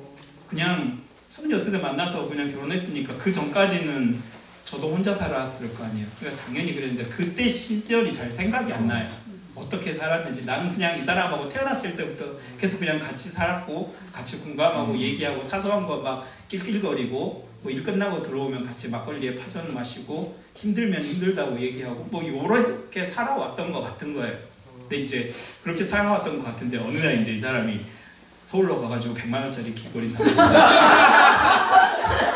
이런 삶을 살고 저는 이제 광주에서 6시 반 7시에 출근을 해가지고 저는 이제 8시 정도에 퇴근하고 집에 들어와가지고 쓸쓸히 혼자 이제 누룽지 이렇게 끓여서 먹고 이런 삶을 살면서 불쑥 든 생각이 그거였죠. 그 사람이 없으면 어쩌지? 이런 생각들. 그리고 내가 몸이 아파서 혹시 이 사람한테 기대야 되면 어쩌지 하는 이런 생각들. 그러니까 이건 이제 자존심에 대한 문제이기도 하고요. 뭐 이런 생각들. 그래서 악착같이 이제 운동을 좀 해봐야 되겠다. 뭐 이런 거. 그림 그리신 게 취미라 이제 SNS 최근에 보시면 나한테 스팸 전화는 안 오는구나 라는 뉘앙스 얘기를 좀 하신 적이 있어요. 마이크 잡으신 거면 네. 내가 돈 많이 벌게. 야. 간병인 써. 그럼 되지. 그죠? 본인이 간병하진 않으시고 본인이 간병할 생각은 전혀 없고. 왜냐면 나는 돈 벌어야지. 충분히 멋있는 거 같아요. 네, 간병인을 붙여줄 수 있는 누나. 그러니까. 간병인 써요. 누나. 네. 아니 그리고 아니지 우리 두 사람의 불안 얘기했으니까 이제 네. 이제 작가님 불안도 얘기를 해야지. 지금 불안은 언제 주먹이 날아올지 모른다. 이렇게 좀. 저 교회하는 여자예요. 운명은 불안이라고 얘기하시면 안 돼요. 빨리. 만든 건 운명이에요. 그래서. 저의 불안이요? 응. 저의 불안은 예를 들어서 이제 뭐라 그러지? 저는 사실 매일 불안해요. 아침에 그럴 것 같아. 네, 아침에 일어나기 전에 밤에 잠을 잘 거 아니에요. 제가 잠을 예전부터 잘 못 잤던 이유가 내가 아침에 일어나면 어제까지 했던 것들을 포기하지 않을까. 특히 이제 저도 한 3년 정도 습작이 있었으니까 그냥 막 정신없이 일하고 다시 글 쓰고 지쳐서 잠을 자면은 이제 저도 모르게 아주 이렇게 나오니까 어느 날 아내가 이렇게 손가락을 코에 대더라고요. 숨을 쉬나 안 쉬나. 이렇게 이제 뭐 약간 그런 이제 장난을 쳤었는데 이제 그 잠을 자고 내가 내일 아침에 일어났을 때 그냥 저만 포기하면 됐거든요. 글쓰기를. 그때 뭐 누가 기다려줬던 사람, 기대했던 사람이 없었으니까 그냥 나만 그냥 내가 무슨 글이야, 커피도 만들어 이랬으면은 이제 모든 게 다 좋아지는 게 많았고 잠도 많이 잘 수 있었고 막 글 쓰는 것도 하지 않아도 됐고 그랬던 시절이 있어서 신을 믿진 않았지만 잠을 잘 때 내일 아침에 일어났을 때도 제발 글을 쓸 수 있는 생각을 사라지지 않게 해줬으면 좋겠다. 왜냐면 저 마음먹기 나름이었으니까 다행히 2003년에 어느 날 글쓰기 시작한 순간부터 이제 조만간 25년이 되겠네요. 동안 하루도 그게 사라지진 않아서 근데 이제 그게 제가 불안하지 않았으면 중간에 사라졌을 것 같아요. 네, 그래서 이제 제 책에서도 그 지점들이 어느 정도 좀 엿보일 수 있었던 게 여기도 이제 서생 팬들이 사생 결단하는 장면들이 나오잖아요. 이게 결국은 당사자가 기억하지 못하고 그러지만 나는 내 인생을 모두 이걸 쏟아부었다라고 하는 사람들을 뿐만아 이제 오래된 덕후들 중에서 사생 전직 사생 출신들에게서 본 적이 있거든요. 그래서 그것들이 이제 그 불안감을 달래주는 하나의 장치로서 뭐 덕후라든지 아니면 사생 단계가 아닌 정도로 나쁘진 않다라고 생각이 드는데 그 생각이 하더라고요. 뭐 누구나 다 불안감이 있을 거 아니에요. 99만 원 100만짜리 사셨을 때 전화를 했던 거면 불안했던 거 아니에요? 불안했던 거 아니에요? 혹시 알아요? 좀 양심에 찔리더라고. 나만 100만 원짜리 뭐 하나 하려고 하니까. 네. 그래서 그랬어요. 그때 운동화를 한 10몇만 원 쓰시면 덜 불안하셨겠죠? 아니 내가 만약에 이게 10몇만 원이었으면 사주질 않지. 아. 굳이 뭐하러 사줘요. 그죠. 네. 근데 안 고르셨단 말이에요, 그죠 운동화를? 네. 아니 근데 말을 안 해서 나도 까먹고 있었네 이제 보니까. 하나 15만 원짜리 정도 오늘 하나 사주 장만해 주시면 돼요. 예 알겠습니다. 자 이제 슬슬 1시간이 넘어갔고 오유 벌써 1시간 15분 지났네요. 네, 역시 작가님이랑 보토크하면 왜냐면 작가님 하면 좋은 게 재미가 없으면 앞에 나와서 다리 한번 찢어달라고 하면 네, 그러면 실제로 홍천에서 해본 적이 있는데 분위기가 확 이제 달라진 적이 있어서 오늘 재미없으면 부탁을 드리려고 했는데 지금까지 뭐 재미있게 갔던 걸로 네. 자 그러면 진짜 마지막 질문이 될 수 있는데 오늘 오신 분 중에 이 책을 안 읽으신 분도 계실 거 아니에요? 아니면 사놓고 그런 거 있잖아요. 사놓고 안 읽어. 네, 그냥 안 읽는 거 아니고 사실 요새는 못 읽는 것 같아요. 근데 너무 이제 바빠가지고. 그런 분들을 위해서 이 책을 왜 읽어야 되는지 사실은 불안하기 때문이 아니라 왜 읽어야 되는지 한마디 좀 얘기 좀 해주시죠. 꼭 이렇게 어려운 걸 나 시키더라. 왜냐면 대표님이 저기 계시잖아요. 아니 정말 아까 김미서 작가가 잠깐 얘기를 했잖아요.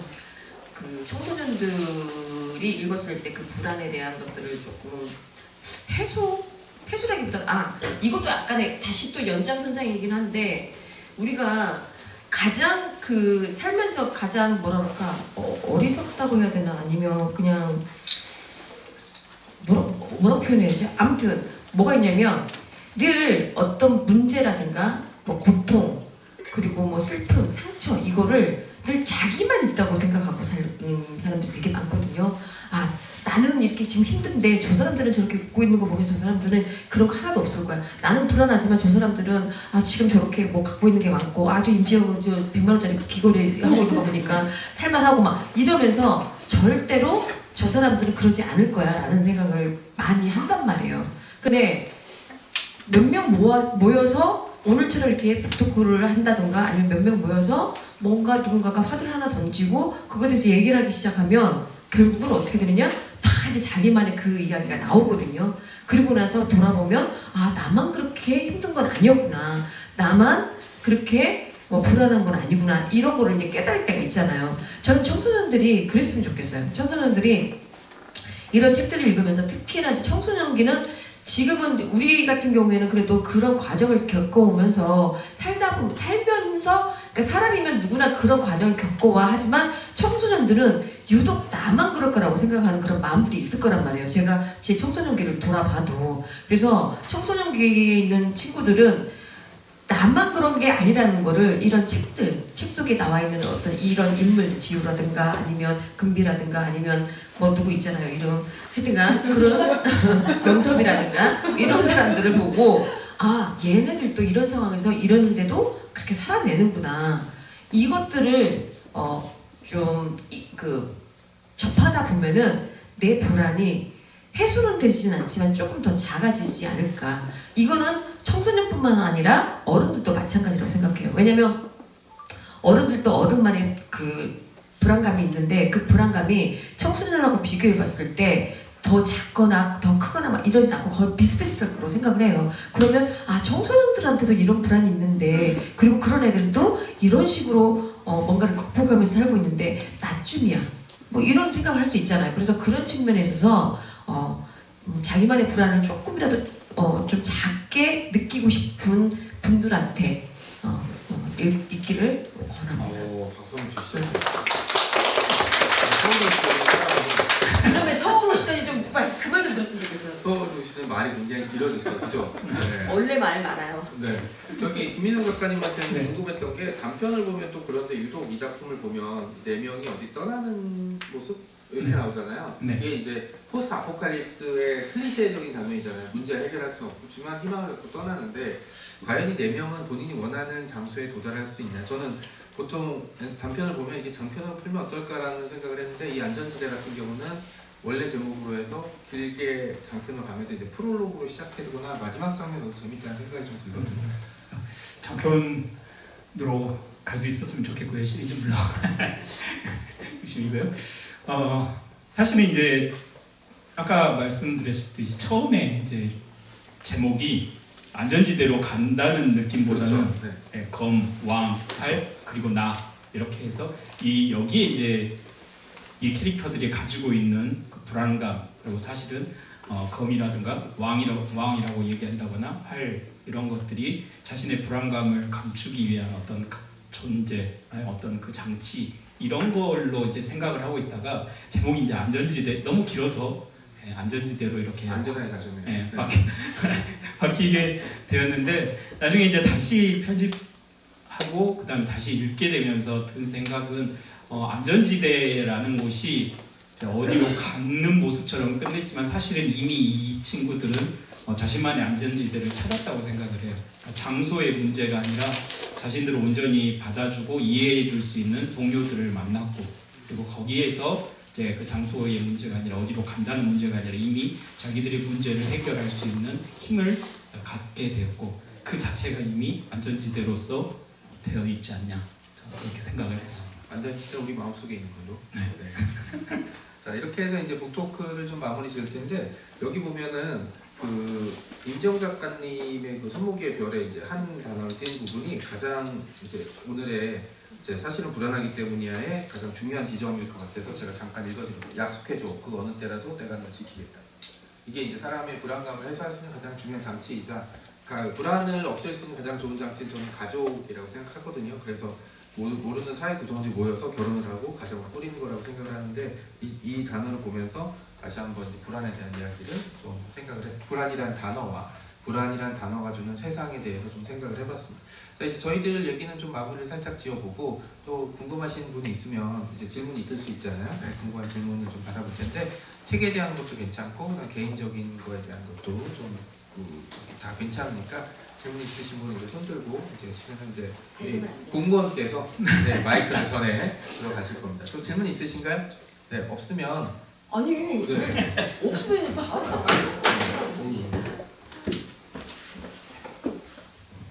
안녕하세요. 한종영입니다.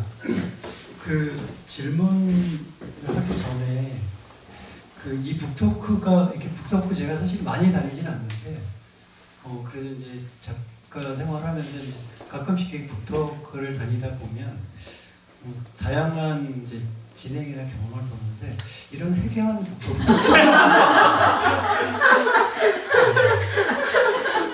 그죠? 오늘은 다 100만 원짜리 99만 원짜리 목걸이 귀걸이 생각날 거예요. 100만 원. 100만 원짜리 귀걸이. 아무 네. 같지 마. 처음에는 무슨 이혼 숙녀 캠프로 시작을 했다가 낯설로 갔다가 네, 그런 느낌. 어느 순간에는 톰과 제리 보는 것 같고 굉장히 스펙타클하고 다양한 그런 북토크를 봤고요. 처음엔 좀 이렇게 다툼이 있는 것 같다가 나중에는 달달했다가 굉장히 이렇게 좀 멘탈이 좀 그렇습니다. 아 이거 질문이 뭡니까? 그래서 이제 소감을 꼭 얘기를 하고 싶어가지고. 질문이 아니라 소감인 거야. 소감을. 이제 네. 질문은 이제 정명섭 작가님한테 하나 할게요. 네. 저는 이제 두 번째 질문은 사실 이제 여기 작가분들이 아니라 저기 대표님하고 출판 대표님하고 편집부 정명섭 작가님한테 이제 하고 싶은 질문은 오늘의 역할이 뭐예요? 오늘의 역할은 선을 안 넘는 불안해하는 역 있잖아요. 옆에서 이제 약간 자극을 줘야 재밌게 얘기하는데 그게 또 심하면 맞을 수 있잖아요. 아니면 이분이랑 저랑 싸우면 제가 지거든요. 네, 그래서 이제 그 선을 지키느라고 굉장히 많이 노력을 했습니다. 네. 굉장히 포지션이 너무 다양하고 역시 정명섭답다 네. 그런 생각을 했습니다. 제가 사실 진짜 궁금한 거는 되게 좀 섬뜩했는데 방금 전에 이제 그 정명섭 작가님이 이제 이 표사에 있는 글을 읽어주셨잖아요. 여기 임지영 작가 같은 경우는 사실 오늘 이제 이 책이 이제 불안인데 제가 이제 오라버니로서 임 작가 항상 불안하거든요. 사고 칠까봐. 네. 그 지하철 꼭 몇 정거장 더 가고 반대로 가고 택시 부르다가 싸우고 그 광주 내려가면서 옆에 앉은 여자애하고 또 한바탕 하고 그런 거 있잖아요. 이렇게 내놓기 되게 부끄럽고 네. 불안한 여동생 밖에 내는 것 같은 다 저기 우리 조영주 작가님도 충분히 이해하시죠. 근데 여기 하필이면은 이제 이런 그래서 아니 지 불안이나 해소하지 더군다나 청소년한테 이런 불안을 어떠고 하고 썼다고 하더라고요. 그래서 이제 책을 사서 읽었는데 그래서 쫙 읽으면서 약속해줘. 그 어느 때라도 내가 널 난 여기 잘못 읽었어요. 내가 널 지키겠다고 이렇게 읽었어요 처음에.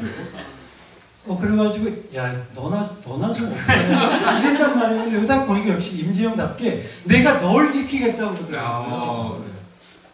그래서 좀 놀랬고 그 다음에 정명섭 작가 같은 경우는 딱이잖아요. 다 함께 즐길 준비가 되었나요? 불안은 불안이고 우리 지금 우리 이 순간을 즐기자. 그리고 실제 정명섭 작가는 여기 계신 분들도 상당히 아시겠지만 작품도 굉장히 많이 쓰고 정말 명쾌하게 사는 작가 분 중에 하나로 이제 알고 있고요.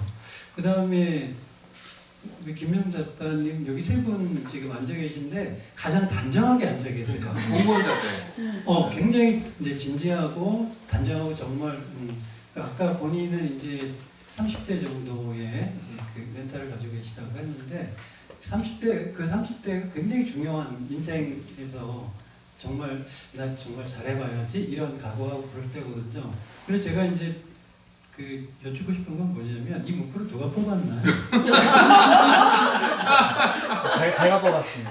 아, 네. 근데 세 분에 대해서 잘 알고 계셨어요? 아, 저도 선생님들이랑 처음 작업해보는 거라 작품으로 이번 작품으로 처음 만나 뵙게 되었습니다. 아, 그 무당이세요?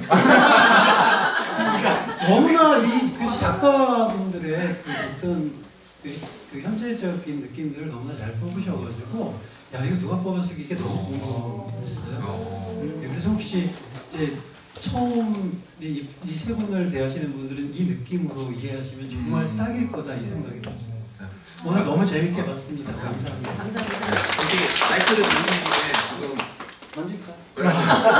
지금 왼쪽에 계신 분, 그 다음에 앞에 계신 분 있으니까 아, 네. 네, 마이크 손든 걸 거든요. 네. 저는 모두같이만 읽은 것 중에서 그 불안을 가지고 작가님도 다 불안을 가지고 있었을 거고 뭐그 유명하던 해밍웨이도 자기 작품이 그 다음 작품이 뭐 엉망일까봐 불안했다 하고 하는데 이런 불안에도 불구하고 쓰는 동력이 있을 거잖아요. 그러니까 지금 작가라서 말고 작가이기 이전에 나는 써야겠다라는 마음을 먹었을 때 그때 쓰는 것과 쓰고 있는 나와 그 다음에 쓰고 있는 중간에 느끼는 그런 불안들을 어떻게 상쇄하셨는지가 궁금합니다. 그냥 한마디씩 돌아가면서 그냥 단어로 할까요? 그럼 재밌어지라고? 네. 저는 통장. 아니, 저는 보니까 단어 문제. 귀걸이. 그래 귀걸이 아니 이 존재? 왜냐면 안 쓰고 있을 때 그러니까 쓰면서 힘든 것보다 안 쓰고 있을 때가 더 힘든 것 같아요. 그래서 그냥 쓰면서 고통스럽자 차라리. 저한테는 그게 그래서 안 쓰고 있으면 뭘 해도 되게 불안하고 그리고 나 이래도 되나 하는 그런 것들이 좀 있거든요. 그래서 사실 막 길게 여행도 못 가는 게 길게 여행 가면 가서도 첫 한 며칠만 그냥 그럭저럭 괜찮고 나머지는 이제 빨리 가야 된대 이런 생각밖에 안 가서 쓰면 되잖아요. 또 근데 놀러 가서 쓰는 것도 참 그렇잖아요 사람이. 그리고 써지지도 않아요 사실은. 그러니까 변태야.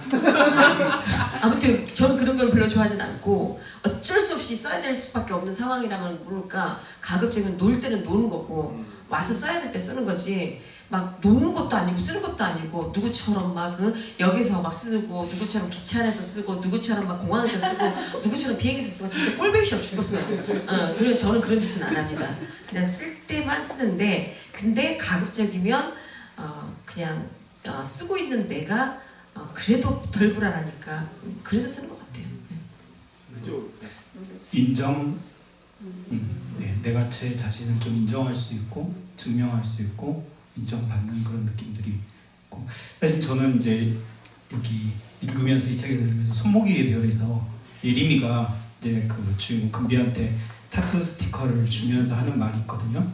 제가 청소년들한테 설교하면서 가장 많이 했던 말 중에 지금은 너무 부끄럽고 내가 그 말을 했던 거에 대해서 좀 민망하기도 하고 좀 안타깝게 생각하는 것 중에 내가 여러분 자신을 사랑하세요. 이게 나중에 생각해보니까 그 당시에는 너무 저는 그 말이 아이들한테 힘이 되는 말이라고 생각을 하고 했었는데 나중에 생각해보니까 자기가 자기 자신을 사랑하는 게 얼마나 힘든 일인지 저도 항상 내 자신한테 나를 사랑하느냐라고 물어보면 이제 그거를 선뜻 쉽게 말하기가 어렵더라고요. 근데 이제 이 친구가 뭐라고 얘기를 하냐면 거기 너가 이제 미운 곳에다가 이걸 붙여라. 그러면 덜 미워질 거다. 이 얘기를 하더라고요. 저 그 말이 너무너무 좋았었는데 그러니까 청소년기의 불안을 이겨내는 거는 내가 내 자신을 사랑하고 뭔가 이렇게 하는 거는 좀 당장은 어려운 일인 것 같고 좀 덜 미워할 수 있도록 그리고 내가 좀 덜 미워지면 그러면 거기에서 좀 어제보다 조금 더 이제 버텨나가면서 좀 더 나아지고 좀 더 나아지고 그러면 어느 순간 말하지 않더라도 스스로 이제 내가 더 인정받는 느낌들, 내가 더 사랑스러워지는 어떤 지점을 만날 수 있지 않을까. 하여튼 저는 그래서 글 쓰는 동력이라든가 이런 거로 저는 인정받고 싶은 욕구가 가장 큰 것 같아요. 저만 제일 짧게 이렇게 얘기해서 현실적이죠. 네. 말씀드리자면은 30살에 저는 아무것도 아니었거든요. 그러니까 누구네 집 자식, 그다음에 어디에서 일하는 누구, 그 안에서 저는 없었죠. 근데 이제 글을 쓰게 되면은 그냥 제가 이제 오롯이 보일 수 있는 지점들이 있거든요. 그러니까 누구의 아들이나 누구의 자식이나 아니면 어디 다니는 누구나로 저를 평가하지 않고 그냥 글을 쓰는 그 자신을 평가받기 때문에 아마 거기에 대한 어떤 치열한 고민이 이제 저를 다음날 다시 이제 글을 쓰게 만들었던 원동력이 되지 않았을까라는 생각을 좀 해봅니다. 질문 하나 정도 하는데 조은미 작가님 질문이 있어서 마이크를 달라고 했던 건가요? 네. 되게 쓸데없는 질문하려고 네, 했는데요. 해도 돼요? 항상 중요한 질문 하진 않았잖아요. 이 엔솔로지 처음에 섭외할 때 가장 힘들게 섭외한 사람과 가장 쉽게 섭외한 사람을 알려주세요. 가장 힘들게 섭외한 사람은 사실 사태의 대표님이었고요. 왜냐하면 출판사를 섭외하는 게 쉽지가 않아요. 특히 엔솔로지는 리스크가 없지 않기 때문에. 그래서 이제 사실 출판사 대표님과 얘기를 나누는 게 가장 어렵죠. 왜냐면 우리는 열정을 쏟지만 출판사는 돈을 쏟거든요. 돈과 시간을. 두 개가 얼마나 더 중요하다고 얘기하냐면 사실 지금은 돈과 시간이 더 중요해요. 열정은 계속 생기지만 돈은 생기지 않거든요. 네. 열정도 그래서 생기진 않아요. 저는 계속 생기는데. 열정은 재능이야. 오. 네, 진짜로. 네. 열정도 누구나 열정이 생기는 건 아니에요. 그런 재능이 있는 사람, 그리고 그것도 에너지가 있어야 돼요. 열정은. 그러니까 그만큼 정모수 작가가 에너지가 많은데 그 에너지가 도대체 어디서 오는지는 나는 여태 미스테리예요. 네. 아니 그거 이 정도면 쓰러질 때가 됐는데 안 쓰러져. 도대체 왜 안 쓰러질까? 왜냐면 제가 쓰러져야 이제 제 데이터로 다시 방송에 나갈 수 있어서. 네. 아니, 너무 잘 알아요. 네. 그 질문이 뭐였죠? 아니 가장 힘들었던 사람, 가장 쉬웠던 사람. 가장 쉬웠던 사람도 저였고요. 가장 힘든 사람도 저였습니다. 뭐래? 왜 이렇게 잘난 척하고 멋있는 척하죠? 아니 나도 막판에 좀 멋있어져야지. 아 원래 멋있어 원래. 왜냐면 좀 불안이라는 엔솔로지 자체는 기억을 더듬어 보면 출판사 대표님께서 제의했던 그 단어에서 시작이 됐기 때문에 그거를 받아서 이제 어떻게 얘기해야 될지 이제 멤버들은 사실 어느 정도는 구성이 좀 돼 있었기 때문에 이제 거기에서는 크게 어렵지는 이제 않았었죠. 그래서 이제 이번 작품 같은 경우 사실 다 안면이 있기 때문에 누가 특별히 어렵거나 쉽거나 그러진 않았었어요. 나 한마디 하지 마세요. 아니 내가 사실은 오늘 올 때 무슨 생각이냐면 제가 농담처럼 얘기했었는데 오늘 이제 장강문 작가님은 이제 개인적인 사정으로 못 오셨잖아요. 근데 만약에 장강문 작가님까지 오셨다면 참 재밌었겠다라는 생각이 드는 게 뭐 내용 자체 때문에 그게 아니라 제가 작년인가 재작년인가 그 푸아 달리기 클럽 그거 부토크 할 때 사회를 장강문 작가님 가졌었거든요. 그래서 그때 제가 어떻게 소개를 했냐면 저의 세 번째 남자라고 했어요. 왜냐면 그 저의 북토크 사회를 첫 번째, 두 번째, 세 번째거든요. 그래서 첫 번째 남자, 두 번째 남자, 세 번째 남자. 그래서 세 명의 남자를 끼고 참 북토크 하는 참 그런 여자가 됐겠구나라고 얘기하려고 했는데 한 명이 빠져서 아이고야. 네. 안 됐고요. 근데 네. 아무튼 이 작품 자체가 그런 의미에서 어쨌든 저에게는 또 특별한 의미이긴 해요. 왜냐하면 정말 북토크 사회를 특별하게 봐주신 분들하고 다 그러고 북토크를 봐줬던 사람들이 있네 다. 진짜로 그러니까요. 그래서 나도 오늘 그 생각하면서 진짜 나의 사회를 봐준 유일한 분들이네라고 그리고 생각을 했죠. 오늘 장강민 작가 와셨으면 장강민 작가님 북토크를 봐줘요. 저는 오면은 사람들을 불안하게 만들거든요. 사회 질문지도 안 주고 아무것도 안 하는데 장강민 작가님은 기자 출신이기도 하고 준비성이 철저해서 그런 건 없어갖고 아마 장강민 작가님 오셨으면 장강민 작가님이 사회를 봐주기 여러분 참 불안하신. 아까 조용주 작가님이 이미 정명수 작가님이 사회 본다고 하니까 갑자기 불안해하면서 이건 아닌데 그랬는데 이랬습니다. 알겠습니다. 네. 자 이제 뭐 질문이 하나 정도 더 있을까요? 오늘 보시면은 이제 아는 분도 오셨겠지만 이제 처음 오신 분도 계셔갖고 마지막에 질문 하나 드릴 기회를 주고 끝나고 이제 저희가 이제 아래층에 있는 호프브로인가 거기 가서 이제 보통은 뒤풀이를 하거든요. 네, 그러니까 가실 분들은 이제 남아 계셨다가 이제 같이 이동하시면 뭐 될 것 같습니다. 또 질문 있으신가요? 네, 없으면 이제 북토크를 마치기 전에 여기 넷플 연가에서 이제 저한테 강의를 들으신 분들이 몇 분 오셨는데 그분들한테 질문을 할 수 있는 기회를 드릴게요. 우리 3조 조장님 어디 계시더라? 네, 마이크 좀 남겨주시겠어요? 네. 아 역시 젊은 피가 다 거기서 왔구나. 자, 제가 이제 넷플 연가는 조별로 해놓고 이제 조별이 이제 다른 활동들을 하는 걸 권장을 해서 이제 이번 주에 이 근처로 온다고 해서 이제 만났었는데 북토크는 와본 적이 있었나요? 아니면 처음이에요? 이번에 두 번째. 네, 네. 사실 오늘 이걸 있다고 해서 제가 며칠 전에 급하게 사서 다 읽고 네. 왔어요. 누구 작품이 제일 좋았었나요? 솔직하게 솔직하게 말해도 돼요? 네, 네. 솔직하게 임지영 작가. 저요? 오, 이따가 옆에 앉아 여기. 알았죠? 네. 네, 진짜 네 작품 다 되게 재밌게 읽었고 보면서 조금 그러니까 옆에 분이 아까 질문한 거랑 조금 비슷한데 저도 최근에 되게 불안이 되게 심하게 와가지고 근데 이거를 좀 약간 수용하고 준비를 하니까 아까 임지영 작가님 말씀하신 것처럼 하니까 조금 불안이 없어졌거든요. 그게 사실 정영수 작가님 글쓰기 신청을 한 그거였고 그러니까 불안에 되게 휩싸여서 했는데 하니까 진짜 없어지더라고요. 그래서 제가 궁금했던 거는 작가님들이 불안할 때 그러니까 꼭 글쓰기가 아니고 일상에서 불안할 때 어떻게 그걸 견디시는지. 네. 저 임지영 작가는 확실하게 말씀해드릴 수 있는데 술을 마시고 술을 엄청 마셔요. 네. 아니 나 교양있게 말하고 싶었는데 왜 이러죠? 아까 제가 신학했다고 그랬잖아요. 이 사람 만났을 때 교회 전도사였는데 보통은 남자들은 술을 대부분 이제 친구와 하고 마시거나 아니면 이제 정석적으로 말을 할 때는 대부분 아버지나 부모님한테 어른들한테 술을 배운다고 이렇게 얘기를 해요. 저는 아내한테 배웠어요. 그래서 내가 이렇게 위대한 사람이야. 나랑 살려면 술은 한잔 할 줄 알아야 한다. 약간 이런 느낌이죠. 그래서 지금 생각해 보면 본인이 이제 혼자 마실 수는 없기 때문에 너를 타락시켜서 전도사를 아니 난 진짜 어떤 마음이었냐면 보통 이제 그 사역하는 분들 그러니까 사모라고 표현하잖아요. 그 사모님들은 술을 당연히 안 마시겠죠. 네. 전도사 사모든 목사 사모든. 근데 내가 아무리 생각해봐도 제가 술을 안 마시고 살 사람은 아니거든요. 그래서 내가 곰곰이 생각해봤어요. 그래서 사실 이 사람을 처음에 소개받았을 때 제 고민이 뭐였냐면 소개팅 끝나고 나자마자 후배한테 전화가 왔어요. 언니 어때? 이렇게 얘기했을 때 내가 뭐라고 했냐면 야 나 근데 고민이 돼. 뭐가 고민이 되냐 그래서 야 근데 전도사면 결혼하고 살기 힘들면 이혼도 못하는 거 아니야?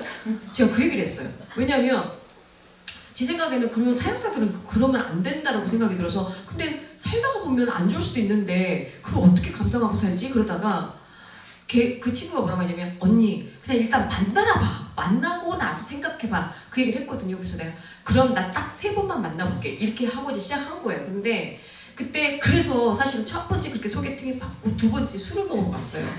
왜냐하면 나는 이 사람한테 내가 술을 먹을 것 같은데 이 사람은 술을 안 먹고 그런데 내가 몰래 숨어서 먹을 수는 없잖아요. 한계가 있으니까. 그래서 아예 나 술 좋아하는데 혹시 술 드실 수 있냐고 물어봤고 자기는 술을 군대 갔을 땐가 한 번인가 먹어보고 한 번도 안 먹어봤다는 거예요. 그래요? 그러면 술 그냥 같이 마실래요? 이렇게 좋대요. 그런데 중요한 거는 술 먹고 제가 꽐라가 됐어요. 이 사람 꽐라가 안 되고. 그리고 많이 안 마셨으니까요. 근데 중요한 건 또 꽐라가 돼서 제가 어떤 만행을 저질렀냐면 저희 집 근처에 성당이 있었거든요.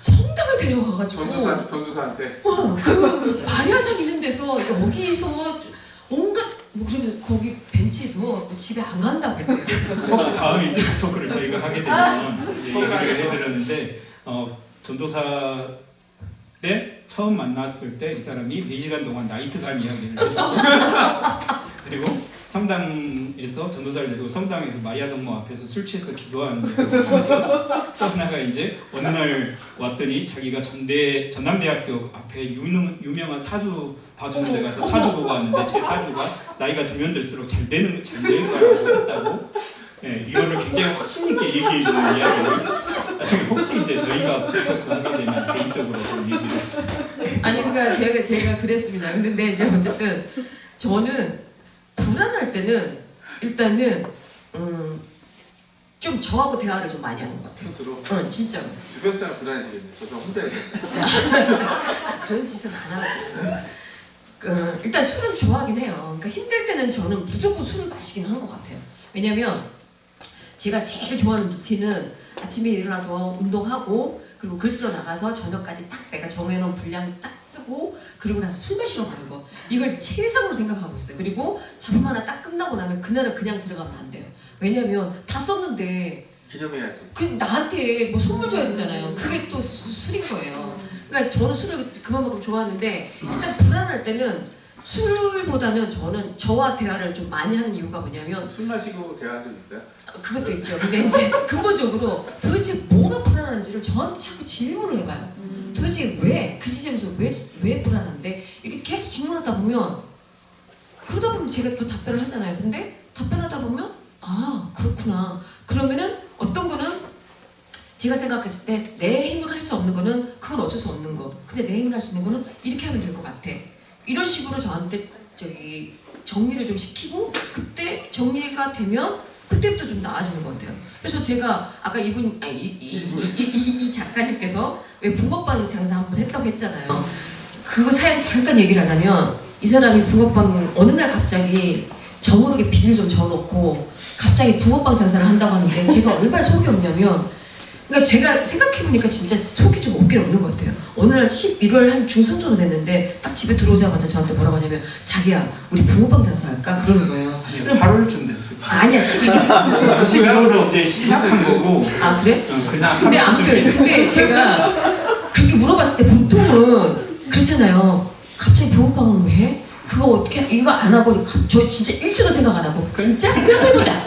제가 진짜 그런 거예요. 그러니까 그때까지 그게 얼마나 힘든 일인지를 모르고 아 그거 한번 경험해보면 좋을 것 같아. 딱 이 지점으로 제가 그거를 딱 그렇게 받아들인 거예요. 그리고 정말 11월 중순에 이제 뭐 어디선가 막 그 붕어빵 그 마차도 막 하고 마차고 얘기하고 술인가? 술에 그리고 막 이제 그 술에는 그냥 해주는 거고 재료를 사면 그거를 다 그냥 무상으로 이렇게 임대해주더라고요. 근데 붕어빵 장사가 정말 힘든다는 거를 그때 알았어요. 왜 그러냐면 11월 중순은 그래도 그럭저럭 괜찮은데 딱 12월로 들어가니까 특히 여자들 추위에 약하잖아요. 이 바닥에 있는 냉기가 이렇게 그대로 올라오면 감기가 그렇게 잘 드는 거예요. 그때는 제가 그리고 그냥 걷기만 하고 달리기를 안 했기 때문에 체력도 별로 좋을 때가 아니었거든요. 그래서 붕어빵 팔로 이렇게 나가면은 이 사람이 이제 모든 거 만드는 건 다 해요. 저는 그냥 이 사람이 정리를 못하니까 청소만 해주고 가서 돈 좀 바꿔갖고 오라고 하면 돈 바꿔고 오고 쓰레기 뭐 이렇게 비울 게 있으면 비우고 옆에 진짜 그야말로 시다발이만 했는데 그런데도 제가 계속 감기가 걸리는 거예요.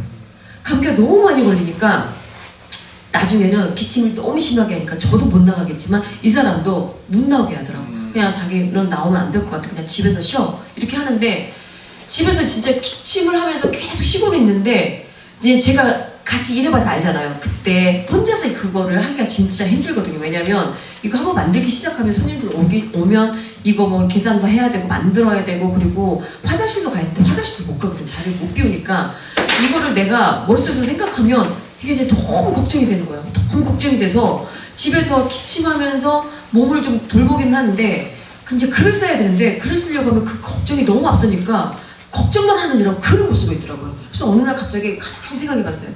지금 내가 거기 가지도 못하는데 이 걱정을 계속 하고 있는 게 맞는지 틀리는지를 한번 해봤는데 가만히 생각해보니까 그때 당시에 어떤 마음이 들었냐면 이 사람이 그때가 아마 40대 초반인가 됐을 거예요. 40대 초반이었는데 저보다 어려요. 몇 살이죠? 6살 어려요. 꼭 그렇게 말하고 싶어요. 근데 갑자기 생각하는데 제가 그 나이 때를 생각해보니까 그 나이 때는 되게 힘들었다는 게 생각나는 거예요. 그래서 아 맞아 우리가 살다 보면 그 나이 때는 과도기고 그래서 그때는 되게 힘든 것 같아. 그러니까 그 힘든 건 어쩔 수 없어. 그 사람의 인생이야. 내가 어떻게 해결해 줄 수 없어. 네 나이 때는 나도 힘들었다. 그래서 제가 전화를 해서 그랬어요. 자기야 내가 생각해보니까 있잖아 나도 그 나이 때는 되게 힘들잖아. 이거 원래 남자들 그렇게 얘기하잖아. 그래서 내가 생각한 건데 그냥 자기 힘든 거 그냥 그거 견뎌. 네 몫이니까 그냥 견뎌야 될 것 같아. 나는 그리고 앞으로 그냥 알아서 그냥 글 쓸게. 그리고 정말 딱 정리하고 나서 그때부터 딱 정리가 돼버렸어요. 그리고 내가 그때부터 글 쓰기 시작한 거예요. 그러니까 저는 오히려 제가 제 스스로에게 질문을 하면서 그거에 답변하면서 정리가 되니까 그게 빠르게 제가 그냥 그거를 받아들이게 되더라고요. 수용하게 되더라고요. 그래서 저는 불안할 때는 자기와 먼저 좀 대화를 해보는 거가 되게 좋다라고 생각을 해요. 거울을 보고 해야 되나? 아니 그냥 속으로 생각해야지. 혹시 안 그 그러면 진짜로 병원 가야 돼요. 인터넷에 그 말 중에 혹시 도망치는 곳에 낙원은 없다 이런 말 혹시 아세요? 네, 그 말을 있는데 그 베르세르크라는 만화에 나오는 거기에 나오는 건데 도망치는 곳에 낙원은 없다 이렇게 얘기해서 밈화 돼가지고 그래서 도망쳐봐야 소용없다라고 얘기를 하는데 저는 오히려 때로는 도망치는 게 분명히 필요한 것 같아요. 그게 최고의 방법이고 가장 중요한 방법 중에 불안이 됐든 문제가 됐든 여기에서 거기에서 도망친다기보다는 탈출인 거죠. 그래서 너가 감당해야 될 거는 너가 감당해야 되고 내가 지금부터 새롭게 뭔가를 해야 되는 거는 그건 내가 지금부터 해 나갈게 라고 이제 이게 도망친다 또 아니면 벗어난다 분리한다 분절한다 어떤 말이 됐든 간에 그거를 벗어나는 거는 굉장히 중요한 것 같아요. 그리고 아까 이제 어떻게 불안을 이겨요 이렇게 막 하는데 저가 최근 생각하는 거는 자기만의 작은 루틴이라도 계속 지켜나가는 거를 좀 해야 될 것 같다는 생각이 들어요. 그 사람이 이제 아까 아침에 일어나서 운동하고 또 나가서 글 쓰고 들어와서 술 마시고 막 이런 이야기를 하는데 사실 이거는 지가 잘 나가니까 그렇게 그냥 아무렇지도 않게 얼마나 귀걸이하고 할 수 있는 건데요.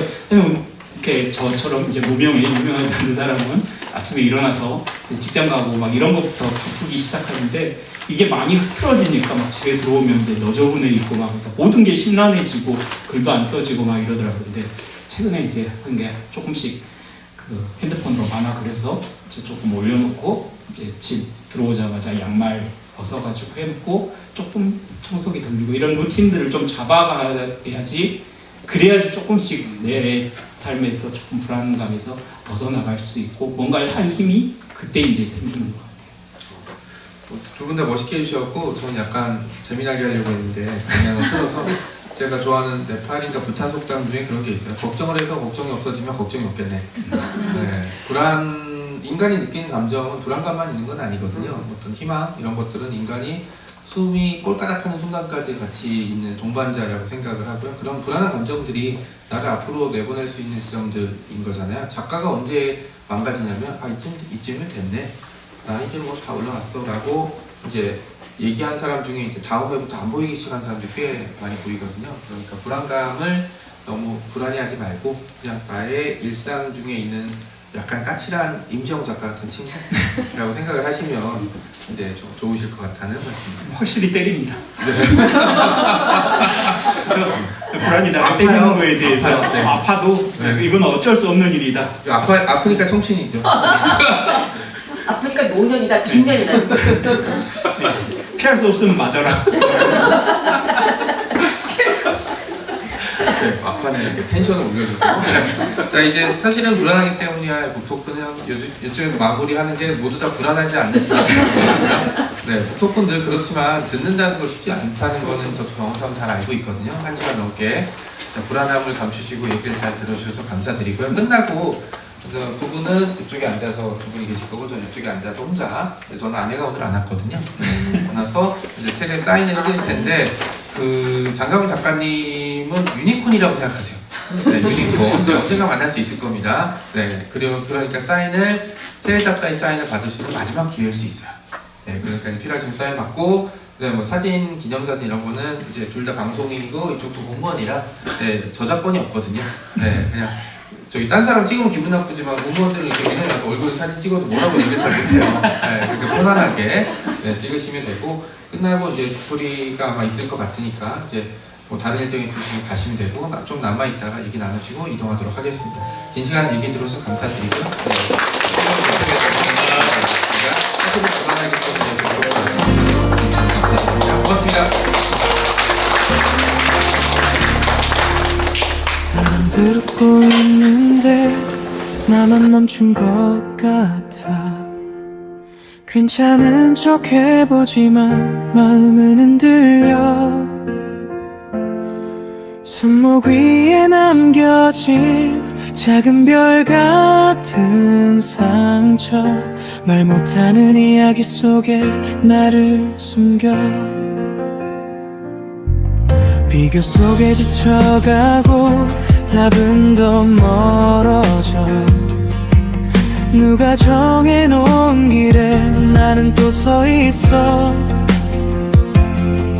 괜찮다는 말조차 믿기 어려운 밤, 혼자라는 생각이 나를 더 조여와.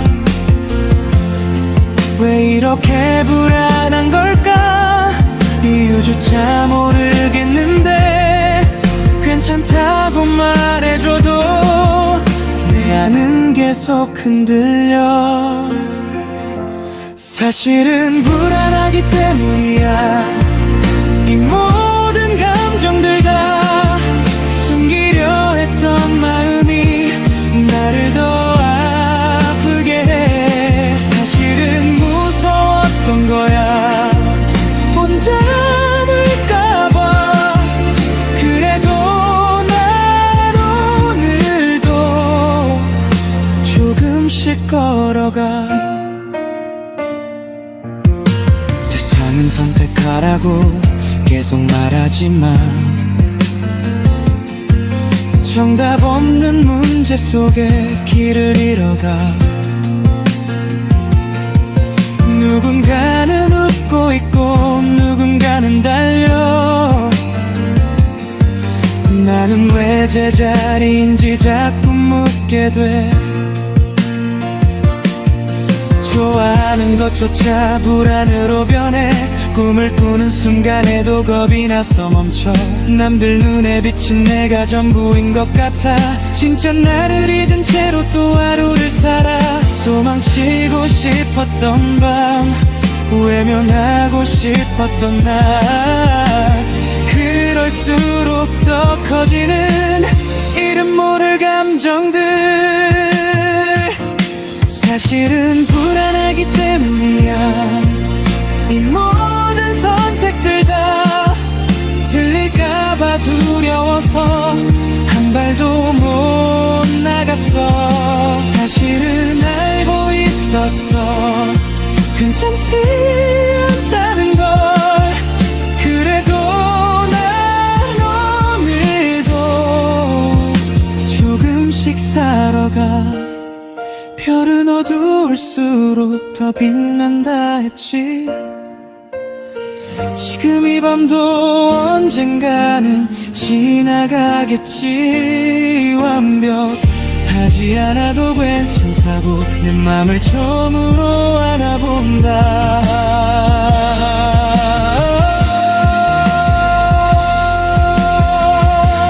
사실은 불안하기 때문이야. 그래서 더 살아가. 이 감정조차 결국 나를 만드는 거니까. 사실은 괜찮아질 거야, 혼자가 아니니까. 이 길의 끝에서 빛을 만나게 될 거야. 불안한 나도 나니까 오늘을 놓지 않을게. 조금 느려도 괜찮아. 나는 지금 가고